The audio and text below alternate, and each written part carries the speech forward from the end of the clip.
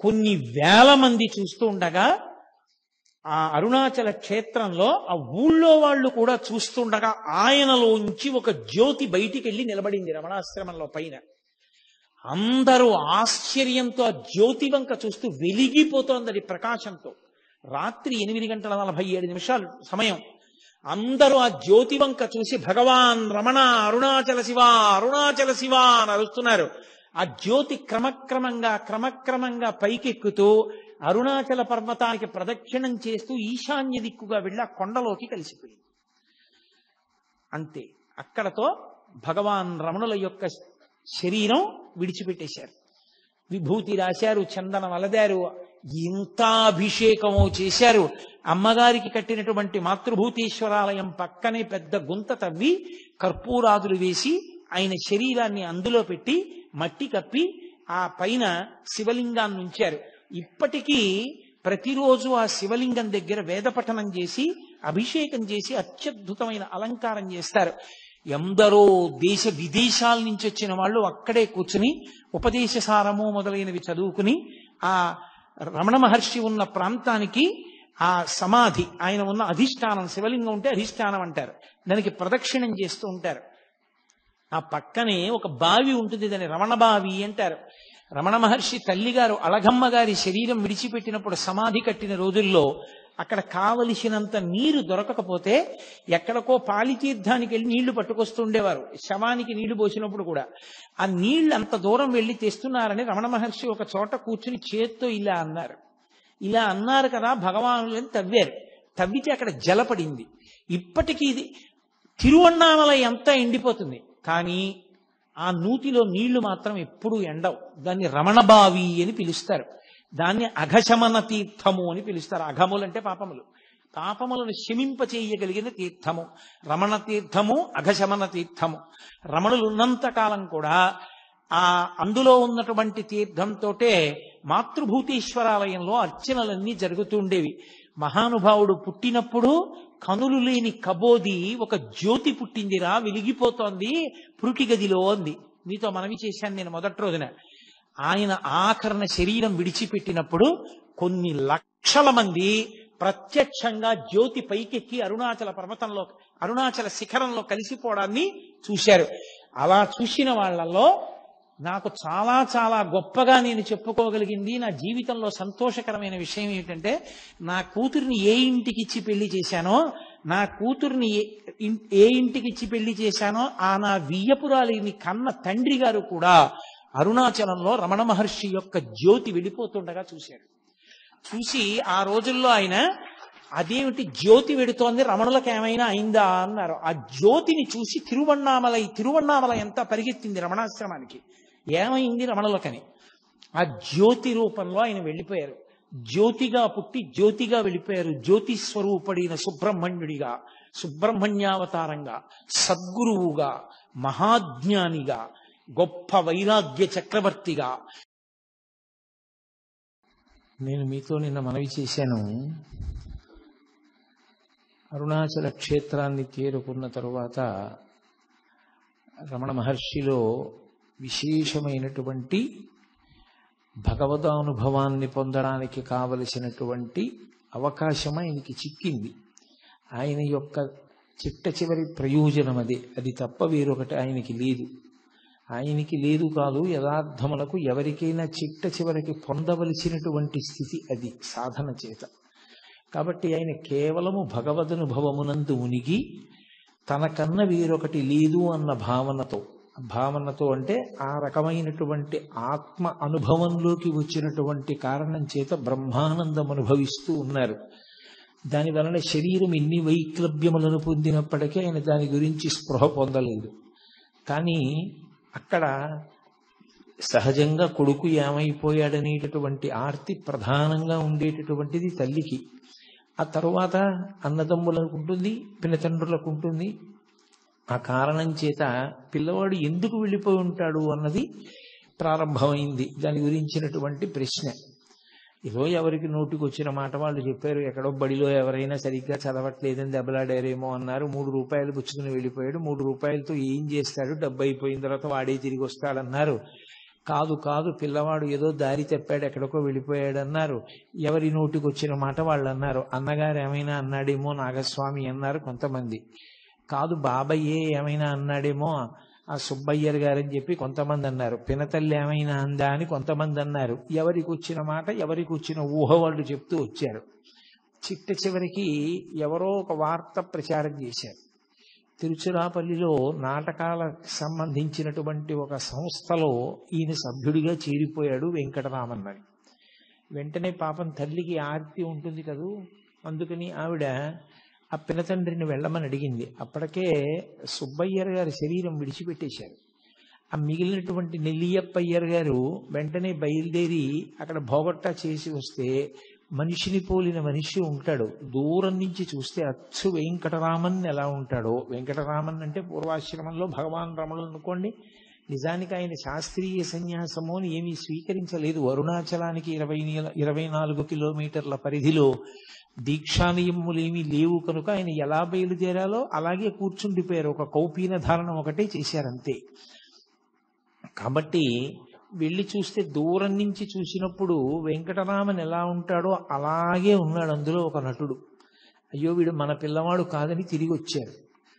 కాలం గడిచిపోతోంది, కాలం నిలబడుతుందా? ఎవరి కోసం నిలబడుతుంది? కాలోహి బలవాన్ కర్త సతతం సుఖదుఃఖయోహో నరాణం పరతంత్రాణం పుణ్యపాపానుయోగత అంటాడు వ్యాసుడు. కాలం నడిచి వెళ్ళిపోతూ ఉంటుంది. ఆ నడిచి వెళ్ళిపోతున్నప్పుడు అలగమ్మగారు మెల్లిగా మనసు దిటవు చేసుకుంది. ఏ కారణం చేత? పరమేశ్వరుడు ఒక చోట దుఃఖాన్ని ఇస్తే ఒక చోట సుఖాన్ని ఇస్తాడు. ద్వంద్వములకు వశులమైపోయినటువంటి మనందరికీ ఎక్కడో ఒక చోట మనసుకి ప్రీతి కలిగిన చోట సేద తీరుతాం, మనసుకు బాధ కలిగిన చోట డసిపోతూ ఉంటాం. ఒక కొడుకు వెళ్ళిపోయాడే అని ఆవిడ బాధపడ్డారు. ఉన్న నాగస్వామికి ఓ ఉద్యోగం వచ్చింది సబ్ రిజిస్ట్రార్ ఆఫీస్లో. కోడలు కాపరానికి వచ్చింది. ఏదో కొడుకు కోడలు కాపరం చూసుకుని ఆవిడ సంతోషపడిపోతున్నారు.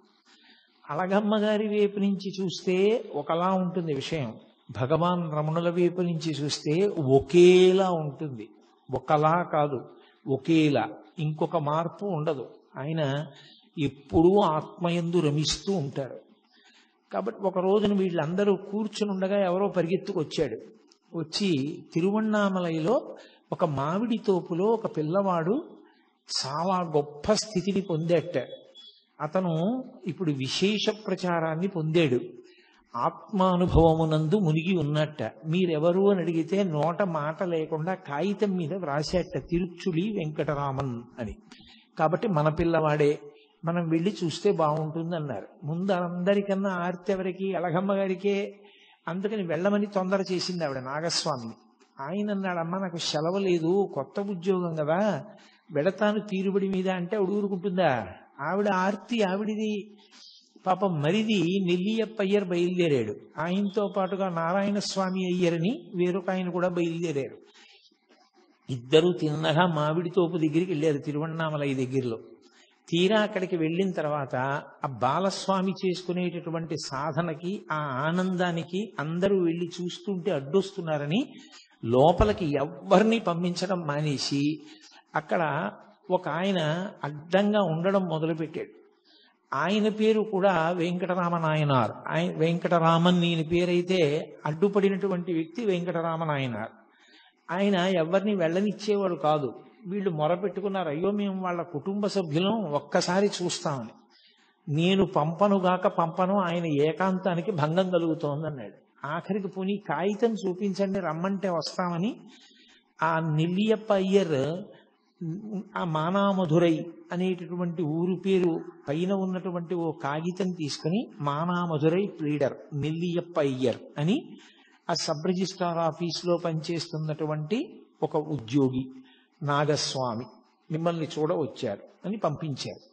అవి చూసి గుర్తుపట్టారు భగవాన్. ఓ, వచ్చినటువంటి వాళ్ళు మా అన్నయ్య మా పినతండ్రి వచ్చారని లోపలికి రమ్మనమని సంజ్ఞ చేశారు. ఆయన ఏం మాట్లాడేవారు కాదు, ఒక సంజ్ఞ చేశారు. ఎందుకు అలా మాట్లాడకుండా ఉండడం అంటే, నిజానికి యథార్థ స్థితి అంటుండేవారు మహర్షి తరచుగా. యథార్థ స్థితిలో ఆనందములకంతటికీ కారణము మౌనమే. అసలు ఎక్కడ మౌనం ఉంటుందో అక్కడే ఆత్మ యొక్క అనుభవం ఉంటుంది. వాక్కు ప్రారంభమైంది అంటే గుర్తు ఏమిటి? ఏదో ఆలోచన కదిలింది అని గుర్తు. ఆలోచన కదిలితే వాక్కు వస్తుంది. వాక్కు వచ్చింది అంటే తను మౌనం విడిచిపెట్టి కదిలిపోయాడు. తన వాక్కు వల్ల మిగిలిన వాళ్ళు కూడా కదులుతారు. అందుకే ఆయన ఎప్పుడూ మౌనంలోనే ఉండేవారు, మాట్లాడేవారు కాదు. అందుకే ఆయనకి మౌనస్వామి అని ఒక పేరు ఉండేది. ఆయన ఒక కాగితం మీద ఆ వచ్చినటువంటి ఉత్తరాన్ని చూసి సరే ప్రవేశపెట్టండి అని సంజ్ఞ చేశారు. లోపలికి వచ్చి చాలా తేరిపారి చూస్తే తప్ప గుర్తుపట్టలేకపోయారు. ఎప్పుడు స్నానం చేసిన శరీరం, ఒళ్ళంతా బూది కప్పేసింది, పెద్ద పెద్ద గోళ్ళు, జటలు కట్టేసినటువంటి జుట్టు, ఒక్క కౌపీనం. ఆ కౌపీనం కూడా ఆయనకి చాలా కాలం లేదు. ఒక ఆవిడ అన్నం పెట్టేది, ఆవిడ వేడుకుంది, బాగుండదు కదా, సమాజం అని ఒకటి ఉంది కదా, మీ మటుకు మీకు దేహభ్రాంతి లేదు, కానీ చూసే వాళ్ళకి దేహభ్రాంతి ఉంది, అందుకని మా కోసం కనీసం ఓ గోచి పెట్టుకోండి అని అడిగింది. అందుకని ఆయన ఒక గోచి పెట్టుకునేవారు అంతే, ఇంకేం ఉండేది కాదు శరీరం మీద. విశ్వనాథ సత్యనారాయణ గారు ఆశ్చర్యపోయారు కూడా ఆయన గురించి రాస్తూ, ఎవరైనా శివులకి బట్ట చుట్టుకుంటే చలి తగ్గుతుంది, కంఠానికి బట్ట చుట్టుకుంటే భగవాన్ రమణలకు చలి ఎలా తగ్గింది అని రాశారు ఆయన. ఆయన ఎక్కువ కంఠానికి గుడ్డ కట్టుకునేవారు, చెవులకు కట్టుకునేవారు కాదు. కాబట్టి వీళ్ళు ఆయన్ని తేరిపారి చూసి గుర్తుపట్టారు. కానీ ఆ రోజుల్లో అనుబంధాల వరకు మాట్లాడినప్పుడు మాత్రం నిజంగా కొన్ని విషయాలు శ్లాఘించవలసిన ఉంటాయి. సూర్యుడి ముందు దివిటి దివిటి అని అనుకోండి, ఆత్మానుభవంలో ఉండేటటువంటి రమణులకు ఇంక రెండవ వస్తువు అన్నది లేదు, దేని మీద మమకారం లేదు, ఆత్మయందే ఆయన రమిస్తూ ఉండేవారు. కానీ ఒక పినతండ్రికి అంత ప్రేమ ఉండడం గొప్ప విషయం. పాపం నెల్లియప్పయ్యరు శత విధాల వేడుకున్నాడు 3 రోజులుండి. పోనీ నువ్వు ధ్యానం చేసుకుంటానంటే, నువ్వు మాట్లాడనంటే నిన్ను గృహస్థాశ్రమ స్వీకారం చెయ్యమని మేము అడగం. మా ఊళ్ళోనే ఒక సిద్ధుని సమాధి ఉంది, ఆ సమాధి దగ్గర నీకు ఒక పందిరి కట్టిస్తాను, అందులో కూర్చో, అందులో చేసుకో, ఇంటి నుంచి భోజనం పంపిస్తాం. కానీ కళ్ళ ముందు పిల్లవాడు ఇలా ఎక్కడో ఇలా మట్టి కొట్టుకుపోయి ఉంటే మాకు చాలా బాధగా ఉంది, నువ్వు వచ్చేయవలసింది అని 3 రోజుల పాటు అన్న, తమ్ముడు, అన్నగారు, పినతండ్రి గారు కలిసి విపరీతంగా ఏడుస్తూ ప్రాధేయపడ్డారు. అన్నీ వినేవారు. నిర్లిప్తుడు. ఆయన ఏ విధమైనటువంటి కదలిక ఉండేది కాదు, ముఖంలో కనీసం చిన్న మార్పు కూడా ఉండేది కాదు. అది కారణం ఏమిటి అంటే, ఇంకా ఆ మనసుకి సంగములు లేవు.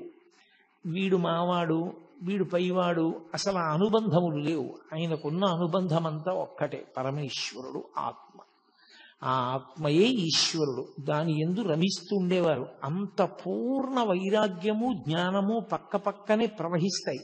అది నోటి మాటలతో చెప్పినంత తేలిక విషయం కాదు, అది అనుభవించిన వాడికి, అంత వేదాంత స్థాయిని పొందినటువంటి మహాపురుషులకొక్కరికే అర్థం అవుతుంది.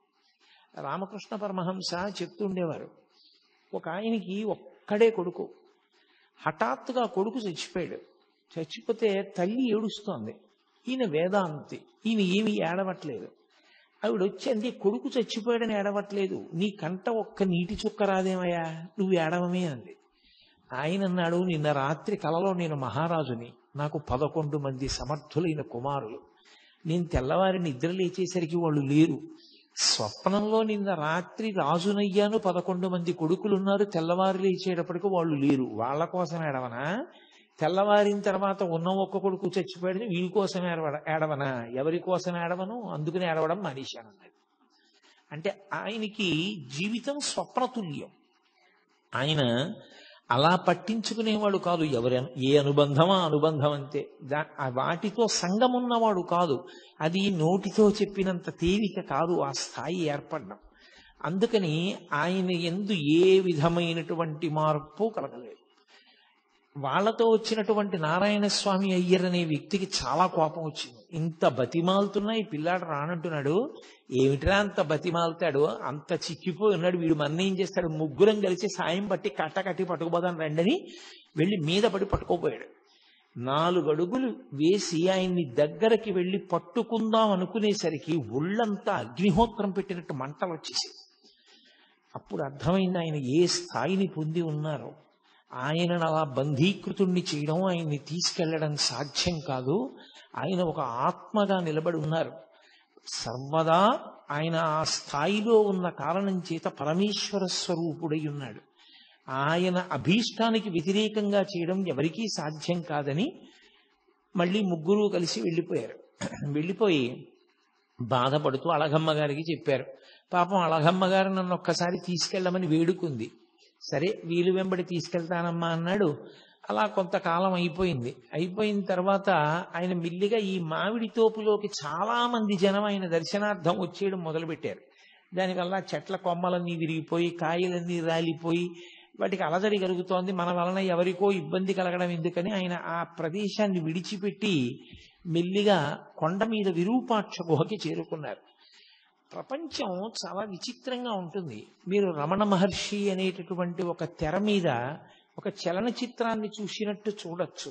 స్వార్థ స్వభావం ఉండేటటువంటి వ్యక్తులు ఎంత పవిత్ర జీవనం గడిపే వారి యొక్క జీవితంతో కూడా వ్యాపారం చేస్తారు. ఆ విరూపాక్ష గుహలో ఒక మహానుభావుడు పరమేశ్వరుడు గురించి తపస్సు చేసి ఈశ్వరానుగ్రహంతో బూది కుప్పగా మిగిలిపోయాడు ఆయన. ఆ విరూపాక్ష గుహని ఏదో కోర్టులో కేసు నడిచింది. ఆఖరికి ఒక మఠం నెగ్గింది. దాని ఏజెంట్ ఒకరిని నియమించారు ఆ గుహని చూడమని. మీలో ఎవరైనా విరూపాక్ష గుహ చూశారో లేదో నాకు తెలియదు. ఆ గుహకి ఒక ప్రత్యేకత ఉంది. అరుణాచల పర్వతం నుంచి గాలి వీసినప్పుడు ఆ గుహలోకి గాలి ప్రవేశిస్తే ఓంకారం వినపడుతుంది, ప్రణవం. అది చాలా గొప్ప గుహ ఆ అరుణాచలంలో. అటువంటి గుహలో రమణ మహర్షి కూర్చుని తపస్సు చేసుకుంటూ ఉండేవారు. తపస్సు అన్న మాటకి నేను మీతో 1కి 10 మార్లు చెప్పాను. ఆయన బ్రహ్మానందానుభవమే తప్ప తపస్సు అని అనడానికి ఏం లేదు. కాబట్టి ఆయన ఆ గుహలో ఉంటూ ఉండేవారు. చాలా మంది కొండ ఎక్కి గుహలో ఉన్న రమణుల దర్శనానికి వస్తూ ఉండేవారు. ఇతను మిల్లిగా ఏం చేశాడంటే అది విరూపాక్ష గుహ చూడడానికి వస్తున్నారు అని పేరు పెట్టి టికెట్ పెట్టి డబ్బు వసూలు చేసుకోవడం మొదలుపెట్టాడు. చాలా మంది పాపం రమణ మహర్షిని చూడాలనుకున్న వారు డబ్బు కట్టి లోపలికి వెళ్ళి చూసి వస్తుండేవారు. ఇతనంతా ఏమని ప్రచారం చేశాడంటే లోపల కూర్చున్న రమణుల గొప్ప కాదు, విరూపాక్ష గుహ గొప్ప, గుహ చూడడానికి వస్తున్నారనేవాడు. ఇది భగవాన్కి తెలిసింది. తెలిసి ఆయన మెల్లిగా దాని మించి దిగిపోయి వేరే ఎదురుగుండా ఉన్నటువంటి మామిడి చెట్టు గుహనో గుహ, ఆ చెట్టు తొర్ర ఉన్న గుహలోకి వెళ్ళిపోయారు. వెళ్ళిపోయినా ఇతను ఏం చేశాడంటే రోడ్డు కింద మార్గంలో కాపు కాసి వెళ్ళేటటువంటి వాళ్ళందరి దగ్గర అక్కడే వసూలు చేసేసుకుంటూ ఉండేవాడు డబ్బు. అరేరే నిష్కారణంగా నా కోసం వస్తున్న వాళ్ళందరూ ఇంత ఇబ్బంది పడి డబ్బు కట్టవలసి వస్తోందని అక్కడి నుంచి బయలుదేరి భగవాన్ కిందకి వెళ్ళిపోయారు. వెళ్ళిపోయి కొండ పాదంలో ఉండేటటువంటి అరుణగిరినాథర్ దేవాలయంలో కొంతకాలం ఉన్నారు. ఎంత విచిత్రంగా ఉంటుందంటే ప్రపంచం. ఆ తర్వాత ఏదో తప్పు తెలుసుకున్నాడు, పొరపాటు అయిపోయిందన్నాడు, విరూపాక్ష గుహలోనే ఉండమన్నాడు. మళ్ళీ రమణ మహర్షి విరూపాక్ష గుహలోకే వెళ్ళారు. ఒంటి మీద ఉన్న బట్ట మారిస్తేను బట్ట రంగు మారిస్తేను లోపల ఉన్న బుద్ధులు ఎక్కడికి పోతాయి? బట్ట మారిస్తే బుద్ధి పోతుందా? బట్ట రంగు మారితే బుద్ధి పోతుందా? సన్యాసులమని పేరు చెప్పుకొని కాషాయం కట్టుకుని తిరిగేటటువంటి ప్రబుద్ధులు కొందరు అరుణాచల పర్వతం మీద ఉండేవారు ఆ రోజుల్లో. వాళ్ళకి రమణ మహర్షి మీద అపారమైనటువంటి కక్ష. ఎందుకని అంటే ఆయన వచ్చిన తరువాత అందరూ ఆయన దర్శనానికి వెడుతున్నారు అని. అందులో జటాస్వామి అని ఒక స్వామి ఉండేవాడు. ఆయన ఎవరైనా అరుణాచల పర్వతంలో ఏదైనా గుహలో ప్రవేశించి తపస్సు చేద్దామంటే ఆయన పైనుంచి ఎవరికీ కనపడకుండా రాళ్లు దొల్లిస్తుండేవాడు పెద్ద పెద్దవి. అది చూసి బాబోయ్ ఇక్కడ ఈ కొండలో భూకంపాలు వస్తాయిలా ఉంది, ఇలా శిలలు దొల్లుతాయిలా ఉంది, ఎక్కడో మనం చూసుకోకపోతే వచ్చి నెత్తి మీద పడుతుందని కొండ దిగి వెళ్ళిపోయేవారు. ఎవరు కొండ మీద ఉండేవారు కాదు. ఆయన ఒక్కడే ఉండేవాడు. ఆయన ఒక సన్యాసి. ఆయన పేరు జటాస్వామి. ఎందుకు ఆయనకి ఆ పని అంటే దానికి అర్థం లేదు. అదొక స్వార్థం. అరుణాచల పర్వతం మీద తాను తప్ప ఎవరూ ఉండకూడదు. ఒకసారి రమణ మహర్షి రాళ్లు ఎక్కడి నుంచి పడుతున్నాయో గమనించి అతని ఊహకు అందడానికి వీలు లేకుండా వేరొక వైపు నుంచి కొండ ఎక్కి అతను రాళ్లు దొల్లిస్తుంటే పట్టుకున్నారు. పట్టుకుంటే రాళ్లు దొల్లిస్తున్నవాడు రమణ మహర్షిని చూసి సిగ్గుపడాలి. అతను సిగ్గుపడలేదు. అరగంట సేపు నవ్వాడు. అరగంట సేపు నవ్వి పెద్ద వికటాట్టహాసం చేసి వెళ్ళిపోయాడు. కానీ మీరు ఒక్క విషయం గమనిస్తూ ఉండాలి. రమణులు ఉదాసీనులు. ఆయన పక్కన మీకు ఇటువంటి వ్యక్తులందరూ కనపడుతూ ఉంటారు. ఆయనకి దేనితో సంబంధం లేదు. వీడు ఇటువంటి వాడు వాడు అటువంటి వాడు అన్న మాట ఆయన ఏమనరు. ఆయన ఎప్పుడైనా ఎవరికైనా చెప్తే అసలు నోరు విప్పి చెప్తే ఒక్క మంచి మాట, ఇలా ఎందుకు చేస్తావు తప్పు కదూ అంతే. దానికి అరగంట నవ్వాడు అతను. నిజంగా ఆ మాట ఆయన అన్నందుకు చెయ్యి పట్టుకున్నందుకు మార్పు రావాలి. రాలేదు సరికదా, అరగంట సేపు నవ్వి కొండ దిగి వెళ్ళిపోయాడు. ఎంత చిత్ర విచిత్రమైనటువంటి వ్యక్తులు ప్రపంచంలో ఉంటారో. ఆయన నా కోసం ఇంతమంది వస్తారని కానీ, నేను విరూపాక్ష గుహలో తపస్సు చేస్తున్నానని కానీ, నేను బ్రహ్మానందం అనుభవించేవాడిని కానీ, నేను వీడిని పట్టుకున్నానని కానీ, వీడి గురించి 10 మందికి చెప్దామని కానీ ఆయనకి ఏమీ ఉండదు. ఎప్పుడు నిస్సంగంగా దేనితో సంబంధం లేకుండా ఆయన ఈ లోకాన్నంతటినీ కూడా ఏదో ఒక సినిమా చూసేటటువంటి వ్యక్తి ఎలా చూస్తాడో అలా ఉండేవాడు. ఆయన అనుభవం అంతా ఆత్మతోటే.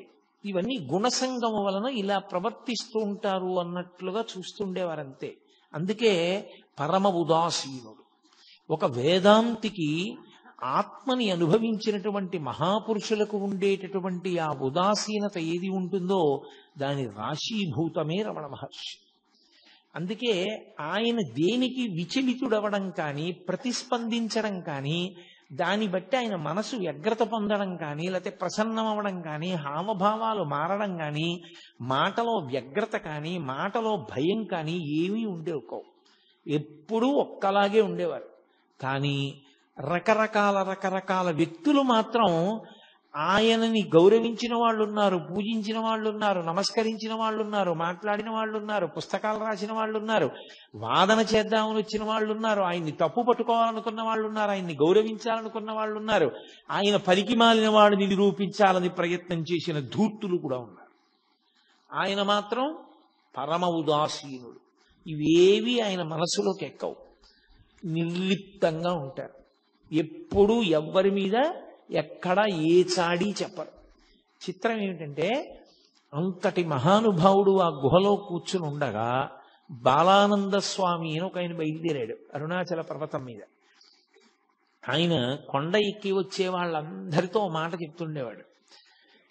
ఆయనకి ఆ విరూపాక్ష గుహలో ఉన్న ఆయనకి నేనే ఉపదేశం చేశాను, నేనే శక్తినిచ్చి ఆ స్థాయికి తీసుకొచ్చాను, నా శిష్యుడే అంటుండేవారు. ఆయన ఎలాగో మాట్లాడరుగా. అందరూ తీసుకొచ్చి అక్కడ పలహారాలు పెడితే ఆయన్ని తినమని రమణుల్ని ఇతను తీసుకొచ్చి ఏదో కొంచెం పలహారం అక్కడ పెట్టి, నాన్న చాలా అలిసిపోయావు, కొంచెం తిను, ఇలా అయితే సాధన ఎలా నడుస్తుంది, తినాలి అంటుండేవాడు. అందరూ వెళ్ళిపోయిన తర్వాత వీలైతే ఇవన్నీ మూట కట్టేసుకుని, నీ సొమ్ము ఏం పోయింది, నువ్వు ఎలాగో మాట్లాడవు కదా, నీకు గురువునని చెప్పుకుంటున్నాను, నాకు తోచింది సంపాదించుకుంటున్నాను, నువ్వు అలా కూర్చో, మాట్లాడకు, ఏమీ అనద్దు. ఆయన మీ గురువా అన్నా మాట్లాడద్దు, నువ్వు ఆయన శిష్యుడువా అన్నా మాట్లాడద్దు, అలా ఉంటుండు, నేను డబ్బు సంపాదించుకుంటాను అని. అతను ఎవరు? ఎందుకు అతనికి డబ్బు సంపాదన? లోకంలో ఎంత చిత్ర విచిత్రమైనటువంటి మనస్తత్వాలు ఉన్న వాళ్ళందరూ ఆ కొండ మీదకి చేరారో చూడండి. వీళ్ళందరూ అన్నీ విడిచిపెట్టిన వాళ్ళలా కనపడ్డవాళ్లే. కానీ అసలు నిజంగా అన్నీ విడిచిపెట్టినటువంటి నిస్సంగి, అన్నీ విడిచిపెట్టిన వారు, మనసులో దేనితో సంగము లేని వారు, నువ్వు ఇలా ఎందుకు ప్రవర్తిస్తావు అని తన దగ్గరికి వచ్చిన వాళ్ళతో, ఈయన నాకు గురువు కాడు, ఈయన అలా మాట్లాడుతున్నాడు తప్పు, అన్నీ ఉత్తిది అని చెప్పడం కానీ ఏమీ లేదు. పోనీ ఆయన చెప్పినప్పుడు ముఖంలో మార్పు ఉండదు, ఆయన వచ్చి అలా నటిస్తున్నప్పుడు అలా చూస్తూ ఉంటారంతే, ఏమీ మార్పు ఉండదు. అది ఎలా ఉంటుందంటే, అది ఒక రకమైనటువంటి మనోభావన, అదొక గుణసంగం చేత ఏర్పడిన స్థితి. ఆయన మనం సినిమా చూసినట్టు చూస్తారు. అంటే మీకు ఇది అలా ఎలా ఉంటుందంటే అని అనుమానం రావచ్చు. నేను ఒకే ఒక్క ఉదాహరణ చెప్పగలనంతే. మనం సినిమాకి వెళ్ళాం అనుకోండి, 50 రూపాయలు పెట్టి టికెట్ కొనుక్కుని, మన కళ్ళెదురుగుండానే కథానాయకుడిని ప్రతినాయకుడు వచ్చి కత్తి పెట్టి పొడిచేస్తాడు గుండెల్లో. ఓహో నెత్తురు ధార కింద కారిపోతూ ఉంటుంది, కింద పడి తన్నుకుంటూ ఉంటాడు. వచ్చిన వాళ్ళందరూ కర్రలతో కొట్టేసి ఆయన స్పృహ తప్పి పడిపోయి దెబ్బలు తగిలి నెత్తురు ఓడిపోతుంటే వాళ్ళు వెళ్ళిపోతారు. ఆయన చచ్చిపోయినట్టే పడుంటాడు. గుండెలు నలిపేసినట్టు ఉంటుంది. ఎంత బాధగా ఉంటుందో ఏమిటో, అంత క్రూరంగా అలా కొట్టేశారు, అలా పొడిచేశారు కత్తులతో. అంత కత్తులతో పొడిచేసి, అంత కర్రలతో కొట్టేసి మన ఎదురుగుండానే అంత అన్యాయం జరుగుతుంటే సినిమా హాలు మొత్తం మీద ఏ ఒక్కడైనా లేచి వెళ్ళి పోలీస్ స్టేషన్లో కంప్లైంట్ ఇస్తాడా? అయ్యా అంత అన్యాయంగా పొడి చేశారండి, నేనే సాక్ష్యం చూశాను కళ్ళతో, నేను గుర్తుపట్టగలను వాళ్ళు ఎవరో, పొడి చేశారు వాళ్ళు అని చెప్తాడా? చెప్పడు. ఎందుకు చెప్పడు? అదంతా నటనరా, అది సత్యం కాదు, వాళ్ళందరూ స్నేహితులే, అది నటన. అంత బాగా వాళ్ళు నటించారని మనకి తెలుసు కాబట్టి భావోద్రేకానికి లోనైనా మనం దాని వలన భయాన్ని పొందినా మనం పోలీస్ స్టేషన్లో ఏం వెళ్ళి కంప్లైంట్ చెయ్యం. రమణులు ఒక జ్ఞానిగా అయిన స్థితి అలాగే ఉంటుంది. ఇదంతా గుణసంగము వలన ఇలా ప్రవర్తిస్తూ ఉంటారు. గుణాతీతుడైన వాడికి గుణముల చేత సంగమును పొంది అజ్ఞానమునందు కొట్టిమిట్టాడుతున్న వాళ్ళ యొక్క స్థితిని చూసి జాలిపడమే తప్ప ఆయన వాళ్లతో పాటు ఆయన కూడా సంగము చెంది దానికి ప్రతిస్పందించడం ఉండదు. ఆయన తన స్థాయిలో తాను అలా గమనిస్తూ ఉంటారంతే. అందుకని నిశ్శబ్దంగా చూస్తూ ఉండేవారు. అది ఒక జ్ఞానికి ఉండవలసినటువంటి లక్షణం. అంతటి ఉదాసీనత ఏర్పడాలి. అదే అంటాడు భగవద్గీతలో, గీతాచార్యుడు అంటాడు, నాకు అంత ప్రియమైన వాడెవరో తెలుసా? తుల్య నిందా స్తుతిర్మౌని సంతుష్టో ఎనకేనచిత్ అనికేత స్థిరమతి భక్తిమాన్ మే ప్రియో నరః అంటాడు. భక్తి అంటే ఇన్ని తులసి దళాలు ఇన్ని మారేడు దళాలు తెట్టి పూజ చేసిన వాడు అని చెప్పలేదు గీతాచార్యుడు. తుల్య నిందా స్తుతిర్మౌని, మౌనముగా ఉండి లోపల ఏ వికారము లేకుండా పొగిడినప్పుడు తెగిడినప్పుడు ఒక్కలా ఉండగలిగిన వాడు. ఈ బాలానంద స్వామి విరూపాక్ష గుహలో చేరి నానా అల్లరి మొదలుపెట్టాడు. వచ్చిన వాళ్ళందరినీ దబాయించడం. ఆయన మాట్లాడరు కదా అని తనకి లొంగిపోయినవాడు, తనకి వశుడైపోయినవాడు, తనంటే భయపడిపోతున్నాడని ఆయన అనుకున్నాడు తప్ప ఆయన ఏ విధమైన ప్రతిస్పందన ఆయన ఎందు లేదు. ఆయన కేవలము మౌనంలో తనలో తాను రమిస్తూ ఉన్నటువంటి వ్యక్తి అన్న ఆయన స్థాయిని అర్థం చేసుకోలేకపోయాడు. అర్థం చేసుకోలేక ఎంత దుర్మార్గమైన స్థితికి వెళ్ళిపోయాడంటే, మహాత్ముల జీవితాలు పువ్వులు పరిచినటువంటి పక్కలు కావు. ఎన్ని కష్టాలు పడ్డారో. రమణులు అరుణాచలంలో తపస్సు చేసుకుంటుంటే ఆయన వెనక్కి వచ్చి ఒక వ్యక్తి మలమూత్ర విసర్జన చేసి వెళ్ళిపోయాడు. ఏం చేస్తాడో చూద్దామని అతను విసర్జించిన మూత్రం ఆయన పిరుదుల కింద నుంచి కారిపోయింది. అయినా ఆయన ఎప్పుడు ఎవ్వరిని ఏమీ అనలేదు. అదొక అజ్ఞాన స్థితి అంతే. అమ్మ బిడ్డల వంక ఎలా చూస్తుందో వాడి తెలియని పని చేస్తే ఆయన అంతే అలాగే చూసేవారు. ఆయనలోంచి కోపం కానీ ప్రతీకార భావన కానీ పిల్లుబికేవి కావు. అతను సాక్షాత్ రమణులు ఉన్నటువంటి అంత పవిత్రమైన విరూపాక్ష గుహలో ఒక రాత్రి మూత్ర విసర్జన చేశాడు. చేస్తే పళనిస్వామి అని ఉండేవారు. ఎప్పుడూ రమణులకి సేవ చేయడమే. ఆయన జీవితానికి ఇంకో ప్రయోజనం లేదు. రమణ మహర్షికి సేవ చేయడం ఒక్కటే. అది ఏ వ్యక్తికి ఏ అదృష్టం పడుతుందో తెలియదు. ఒకడు స్వామి అయ్యుండి, స్వామి అంటే తాను సన్యాసి అయ్యుండి రమణుల పట్ల అలా ప్రవర్తించాడు. ఒకడు ఆయన పట్ల అంత గౌరవభావంతో ఎనలేని సేవ చేసేవాడు. అతను అరుణాచలం వెళ్ళి ఆ తిరువణ్ణామలై ఊళ్ళో భిక్షాటనం చేసి తీసుకొచ్చి రమణ మహర్షికి పెట్టేవాడు. అప్పుడప్పుడు రమణ మహర్షి కూడా భిక్షాటన చేసేవారు. ఊళ్ళోకి వెళ్ళి భిక్షాటన చేసి వచ్చి అది ఏ పదార్థము ఆయనకు అనవసరం. ఆ పదార్థం చేతిలో పడగానే నవ్వుకుంటూ దాన్ని నడుస్తూ తినేవారు. నడుస్తూ తినేసి కొండ మీదకి వచ్చి బండ మీద వెల్లకిలా పడుకునేవారు. జ్ఞాని యొక్క స్థితిని లెక్క పెట్టడం చాలా కష్టం.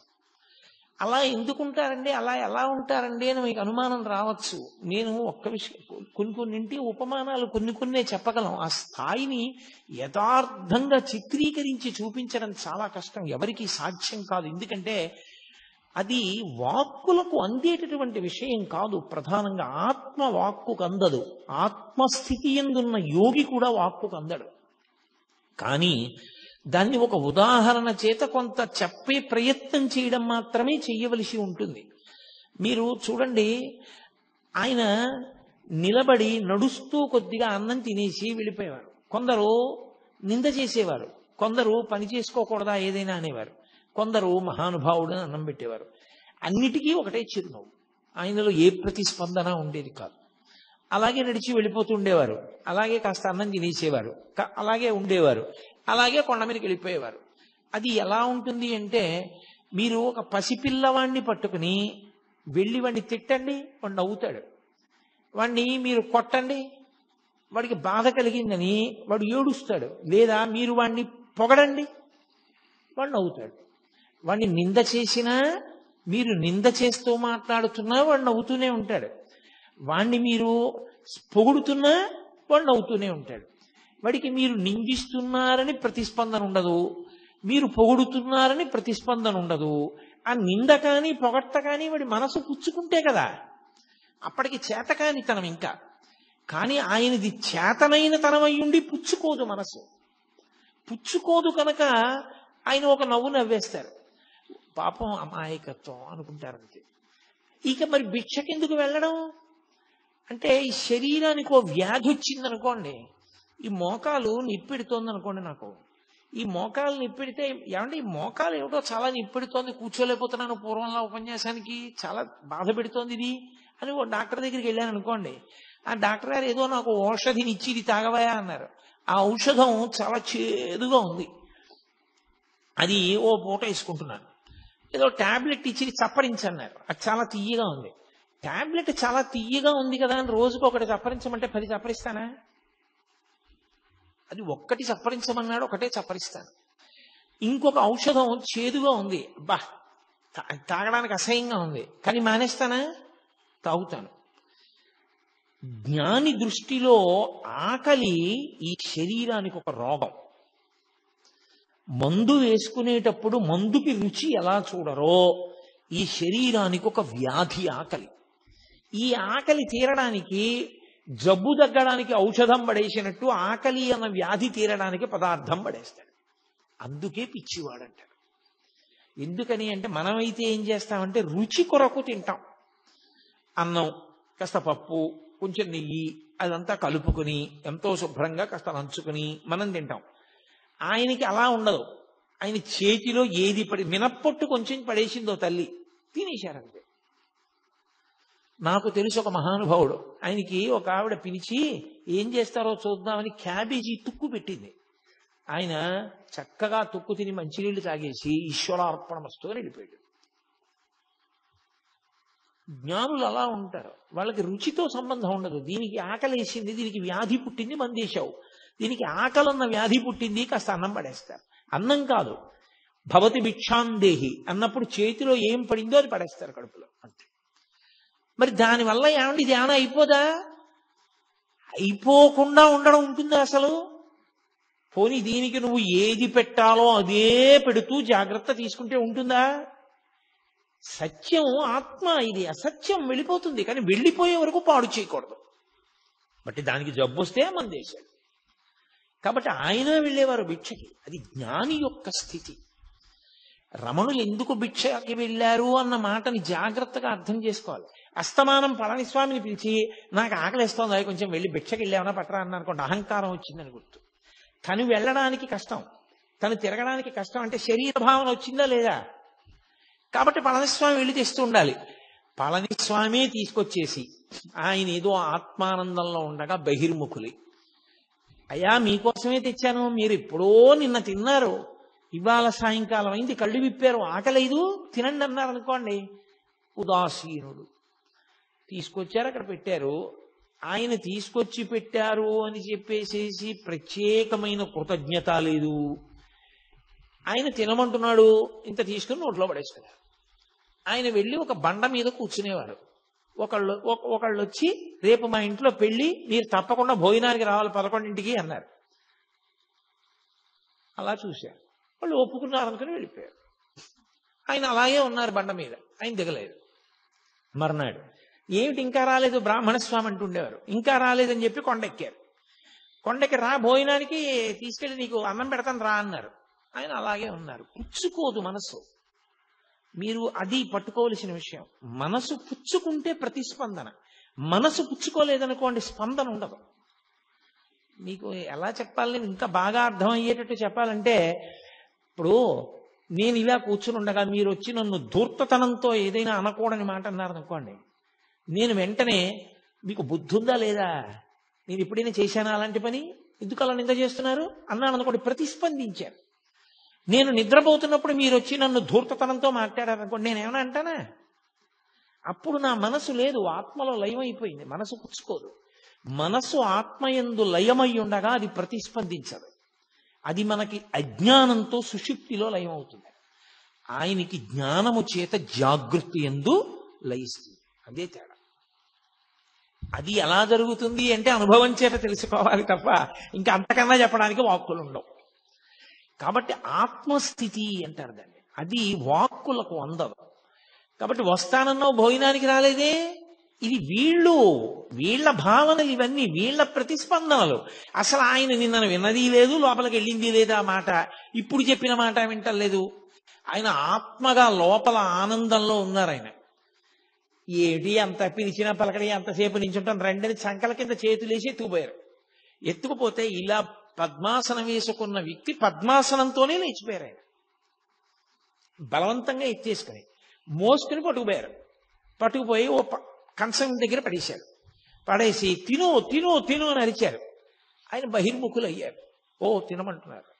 అన్నీ కలిపేసుకున్నారు. ఏదో 4 ముద్దలు తినేసి కూర్చోరు. ఎంతలో జారిపోతారో మీరు చెప్పలేరు. చాలా కష్టం.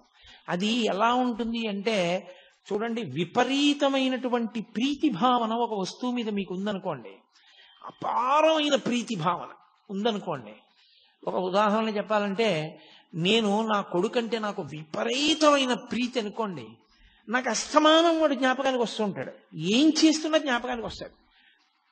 నేను ఆఫీసులో కూర్చుని ఇలా పెన్ తీశాను అనుకోండి, black pen, black refill pen సన్నగా రాస్తే వాడికి ఎంత ఇష్టం, వాడికి ఇలాంటి పెన్ను ఒకటి కొనెట్టే పెట్టాలి అనుకుంటాడు. అప్పుడు జారిపోయిందా లేదా? జారిపోయింది. కాసేపు ప్రీతి ఎక్కడుందో అక్కడికి జారుతుంది మనస్సు. ఆ మనస్సు అసలు పైకి ఉండడం దానికి ఇష్టం లేదనుకోండి, ఇంకా ఆ స్థితిని పొందేసింది అనుకోండి, అది ఆనందాన్ని తడువుకుంటూ ఆత్మలోకి జారిపోతుంటుంది. అందుకని ప్రతిస్పందనలు ఉండవు యోగికి. తప్ప జడమై కాదు, ఆత్మగా నిలిచి ఉన్నాడు కాబట్టి ప్రతిస్పందన పొందాడు. అందుకే కరుస్తున్నా తెలియదు, చీమలు కుడుతున్నా తెలియదు, తేళ్లు కుడుతున్నా తెలియదు, ఒకరు నిందిస్తున్నా తెలియదు. ఒకవేళ నిజంగా ఆయన బాహ్యంలో ఉన్నారనుకోండి, ఉన్నా నేను ఇందాక చెప్పానే, ఆ స్థితికి ఎదిగిపోయిన వ్యక్తి అవతల వారి అజ్ఞానాన్ని మన్నించేస్తాడు. పాపం ఏం తెలుసు, గుణసంగాన్ని పొందాడు, ద్వంద్వముల యందు ఉంటాడు. కాసేపు సుఖం అంటాడు, కాసేపు దుఃఖం అంటాడు, కాసేపు ప్రీతి అంటాడు, కాసేపు అప్రీతి అంటాడు, కాసేపు కామం అంటాడు, కాసేపు క్రోధం అంటాడు. ఏమిటో అలా తిరుగుతుంటాడు. కానీ వాడికి ఏం తెలుసు పాపం, స్థిరంగా నిల్చోవడం వాడికి చేత కాదు కదా అని జాలితో, మన మీద కారుణ్యంతో వారు అలాగే చూస్తారు తప్ప ప్రతిస్పందించారు. నిజంగా వాళ్ళు ప్రతిస్పందించడం మొదలు పెడితే మీరు ఒకటి లెక్కలోకి తీసుకోండి, మనవన్నీ అపరాధములే అవుతాయి. మనవన్నీ అపరాధములే. అప్పుడు వాళ్ళు ఎంతమందికి ఎన్ని శాపాలు ఇవ్వాల్సి ఉంటుంది? ఇవ్వలేరు. భగవంతుడు మన యొక్క దోషములను ఎలా మన్నిస్తాడో, బ్రహ్మవిద్ బ్రహ్మైవ భవతి అని బ్రహ్మమును తెలుసుకుని బ్రహ్మమైన వ్యక్తి కూడా దోషములను అలా మన్నించగలుగుతాడు. అందుకే మీరు చూడండి, భగవద్భక్తుల యొక్క హృదయం కన్న తల్లి హృదయంలా ఉంటుంది. వాళ్ళు సాధారణంగా ఎంత దోషం చేసిన వాడైనా క్షంతవ్యూహం అన్నాడు అనుకోండి, క్షమించేస్తారు. ఎంత తప్పు పని చేయనివ్వండి, దాన్ని మనసులో పెట్టుకోరు. దాని గురించి 10 మాటలు మాట్లాడే లక్షణం ఉండవచ్చు. ఎవరో జ్ఞాపకం చేస్తే జ్ఞాపకానికి రావాలేమో కానీ, లేకపోతే దాని పెద్ద మనసులో స్థానం ఉండదు, విడిచిపెట్టేస్తారు. వాళ్ళు మారాలను ఒక కోరిక పెట్టేస్తారు తప్ప, ఇలా అన్నాడు అలా అన్నాడు, లేకపోతే ఇలా చేశాడు అలా చేశాడు, దాన్ని పీక్కుంటూ ఉండడం, తవ్వుకుంటూ ఉండడం అలా ఉండదు. అది భక్తి పెరిగే కొద్దీ హృదయమునందు విశాలమైనటువంటి స్థితి ఏర్పడుతూ ఉంటుంది. అది ఒక జ్ఞానిగా నిలబడగలిగినప్పుడు భగవత్తత్వం ఎలా ప్రకాశిస్తుందో జ్ఞాని యొక్క తత్వం అలాగే ప్రకాశిస్తుంది. అందుకే బాలానంద స్వామి అన్ని ఆగడాలు చెయ్యగలిగాడు. ఆయన ఎంత ఎత్తులో ఉన్నారో ఈయన అంత కిందలో ఉన్నాడు. నేను చాలా అధికుణ్ణని బట్టకో దానికి ఓ కొత్త రంగు వేసుకుని కట్టుకుని చాలా గొప్పవాడిని అనుకుంటున్నాడు. బట్టకి రంగు మారితే గొప్పవాడివి కావు, లోపల మార్పు వస్తే గొప్పవాడివి అవుతావు. అది మార్పు రావడాన్ని బట్టి ఉంటుంది తప్ప బట్టని బట్టి ఉండదు. ఒక్కొక్కసారి మరి అలాగే చెప్పవలసి ఉంటుంది ఇటువంటి సందర్భాల గురించి చెప్పినప్పుడు తప్ప నేను ప్రత్యక్షంగా సన్యాసాశ్రమాన్ని విమర్శించడం నా ఉద్దేశ్యం కాదు. నాకు చాలా చాలా గౌరవం ఉన్నవాడిని నేను ఆ ఆశ్రమం మీద. కాబట్టి మహానుభావుడు ఆయన ఏమీ ప్రతిస్పందించకపోయినా ప్రతిస్పందించే లక్షణం ఆయన మీద ప్రీతి ఉన్నవాడికి ఉంది పళనిస్వామికి. ఆయన ఏంట్రా ఇలా ప్రవర్తిస్తారని మరునాడు ఆ విరూపాక్ష గుహకి తలుపులేసి తాళం వేసేసి ఈ బాలానంద స్వామి ఎక్కడికో వెళ్ళారు, మళ్ళీ తిరిగి వస్తాడేమోనని అతని పెట్టి తీసి ఆ పెట్టిలో మంచి మంచి పట్టు వస్త్రాలు చీనాంబరాలు ఎందుకు అవన్నీ ఆయనకి దాచుకున్నాడు. అవన్నీ తీసి కొండ మీద పారేసి వెళ్ళిపోయారు. అందరూ కలిసి కిందకి ఏదో స్నానం చేయడానికి వెళ్ళారు. వెళ్ళి అందరూ కలిసి తిరిగి వచ్చారు. తిరిగి వచ్చి రమణులు యథాప్రకారం కూర్చున్నారు. అందులో గుహలో పైన ఎత్తుగా ఉంటుంది, పక్కకి చీకటిగా ఉండదు. అందులో చాలా మంది అసలు కనపడరు మీకు లోపలికి వెడితే. చాలా తీవ్ర ధ్యానంలో కూడా ఉంటారు ఇప్పటికీ. దాని మీద కూర్చుని మళ్ళీ ధ్యానంలోకి వెళ్ళబోతున్నారు ఆయన. ఈ బాలానంద స్వామి వచ్చాడు. ఈ పళనిస్వామి నా వస్తువులన్నీ తీసుకెళ్లి వీధిలో పారేశాడు, వీడిని వెంటనే గుహలోంచి పంపించేస్తావా, పంపించేయరా. ఇప్పుడేమిటి నాటకం? తన మీద ప్రీతి ఉన్నటువంటి వాడు తనకి అప్రీతితో ఉన్నవాడి పట్ల మర్యాద విడిచిపెట్టి ప్రవర్తించాడన్న ఖేదం ఆయనకి కలిగింది. ఈ ప్రీతి అప్రీతి రమణులకు ఏమైనా ఉందా? ఆయన అలా చూస్తున్నారు, ఏమీ మాట్లాడటం లేదు, ఏమీ ప్రతిస్పందన లేదు. అది అసంగత్వము అన్న మాటకు అర్థం. అది సత్సంగత్వే నిస్సంగత్వం అంటారు శంకరాచార్యులు వారు. అది నిస్సంగ బుద్ధి అంటే దేని మీద సంగం లేదు. ఆయన అలా చూస్తున్నారు. ఇంత నేను నోరు కొట్టుకుని అరిచినా నువ్వు పళనిస్వామిని పంపించలేదని రమణ మహర్షి దగ్గరికి వచ్చి ఆయన మొహం మీద ఉమ్మేశాడు. ఆయన అలాగే చూస్తున్నారు. మొహం నిండా ఉమ్ములేశాడు. ఆయన అలాగే చూశారు. ఏం చేస్తాడు ఇంకంతకన్నా? నీకు బుద్ధి లేదన్నాడు, వెళ్ళిపోయాడు. నేను అసలు ఈ కొండ మీద ఉండను, నువ్వు ఏమనుకుంటున్నావో, నేను లేకపోతే నీకు గౌరవం ఉందనుకుంటున్నావా? నా శిష్యుణ్ణని చెప్పాను కాబట్టి వస్తున్నారు నలుగురును అంటే నలుగురు రాకపోతే ఆయన బెంగపెట్టుకుంటాడని ఆయన ఉద్దేశం. అసలు నిజమైనటువంటి భక్తుడు మనుష్యులకు ఎంత దూరంగా ఉందామా, ఎంత ప్రశాంతంగా ఉందామా అని వెంపర్లాడతారు. భక్తిని అడ్డుపెట్టి పబ్లిసిటీలు కోరుకునే వాళ్ళు ఉంటారు. వాళ్ళు ఎంతమంది రావాలని కోరుకునేవాళ్ళు తప్ప నిజంగా భక్తితో ఉండాలనుకునేవాడు మౌనంగానో గ్రంథపఠనం చేసుకుంటూనో జపం చేసుకుంటూనో గడపాలి, ఏకాంతంగా ఉండాలని అభిలషిస్తాడు తప్ప ఆయనకి ఇంకొక కోరిక ఉండదు. అందుకే మీరు ఎప్పుడైనా గమనించండి, ఆ ఏకాంతంగా ఉండడానికి వాళ్ళకి రాజసౌధాలు అక్కర్లేదు, వాళ్ళకి ఏం అక్కర్లేదు. ఎవ్వరూ రాకుండా వడ్ల బస్తాలు పారేసే గది ఇచ్చి ఆ గదిలో కుర్చీ వేసి ఇక్కడ కూర్చొని చదువుకోవడం లైట్ వేసి తలిపేసి వెళ్ళిపోయారనుకోండి, వాళ్ళు అందులో హాయిగా కూర్చుంటారు. వాళ్ళకి కావలసింది ఏకాంతం తప్ప సౌకర్యములతోడి ఏకాంతం కాదు. అది ఆయన స్థితి, రమణులది. 10 మంది రాకపోతే బెంగ పెట్టుకుంటారా ఆయన అనుకుంటున్నాడు బాలానంద స్వామి. ఇది ఈయన స్థితి. ఎంత భేదం చూడండి.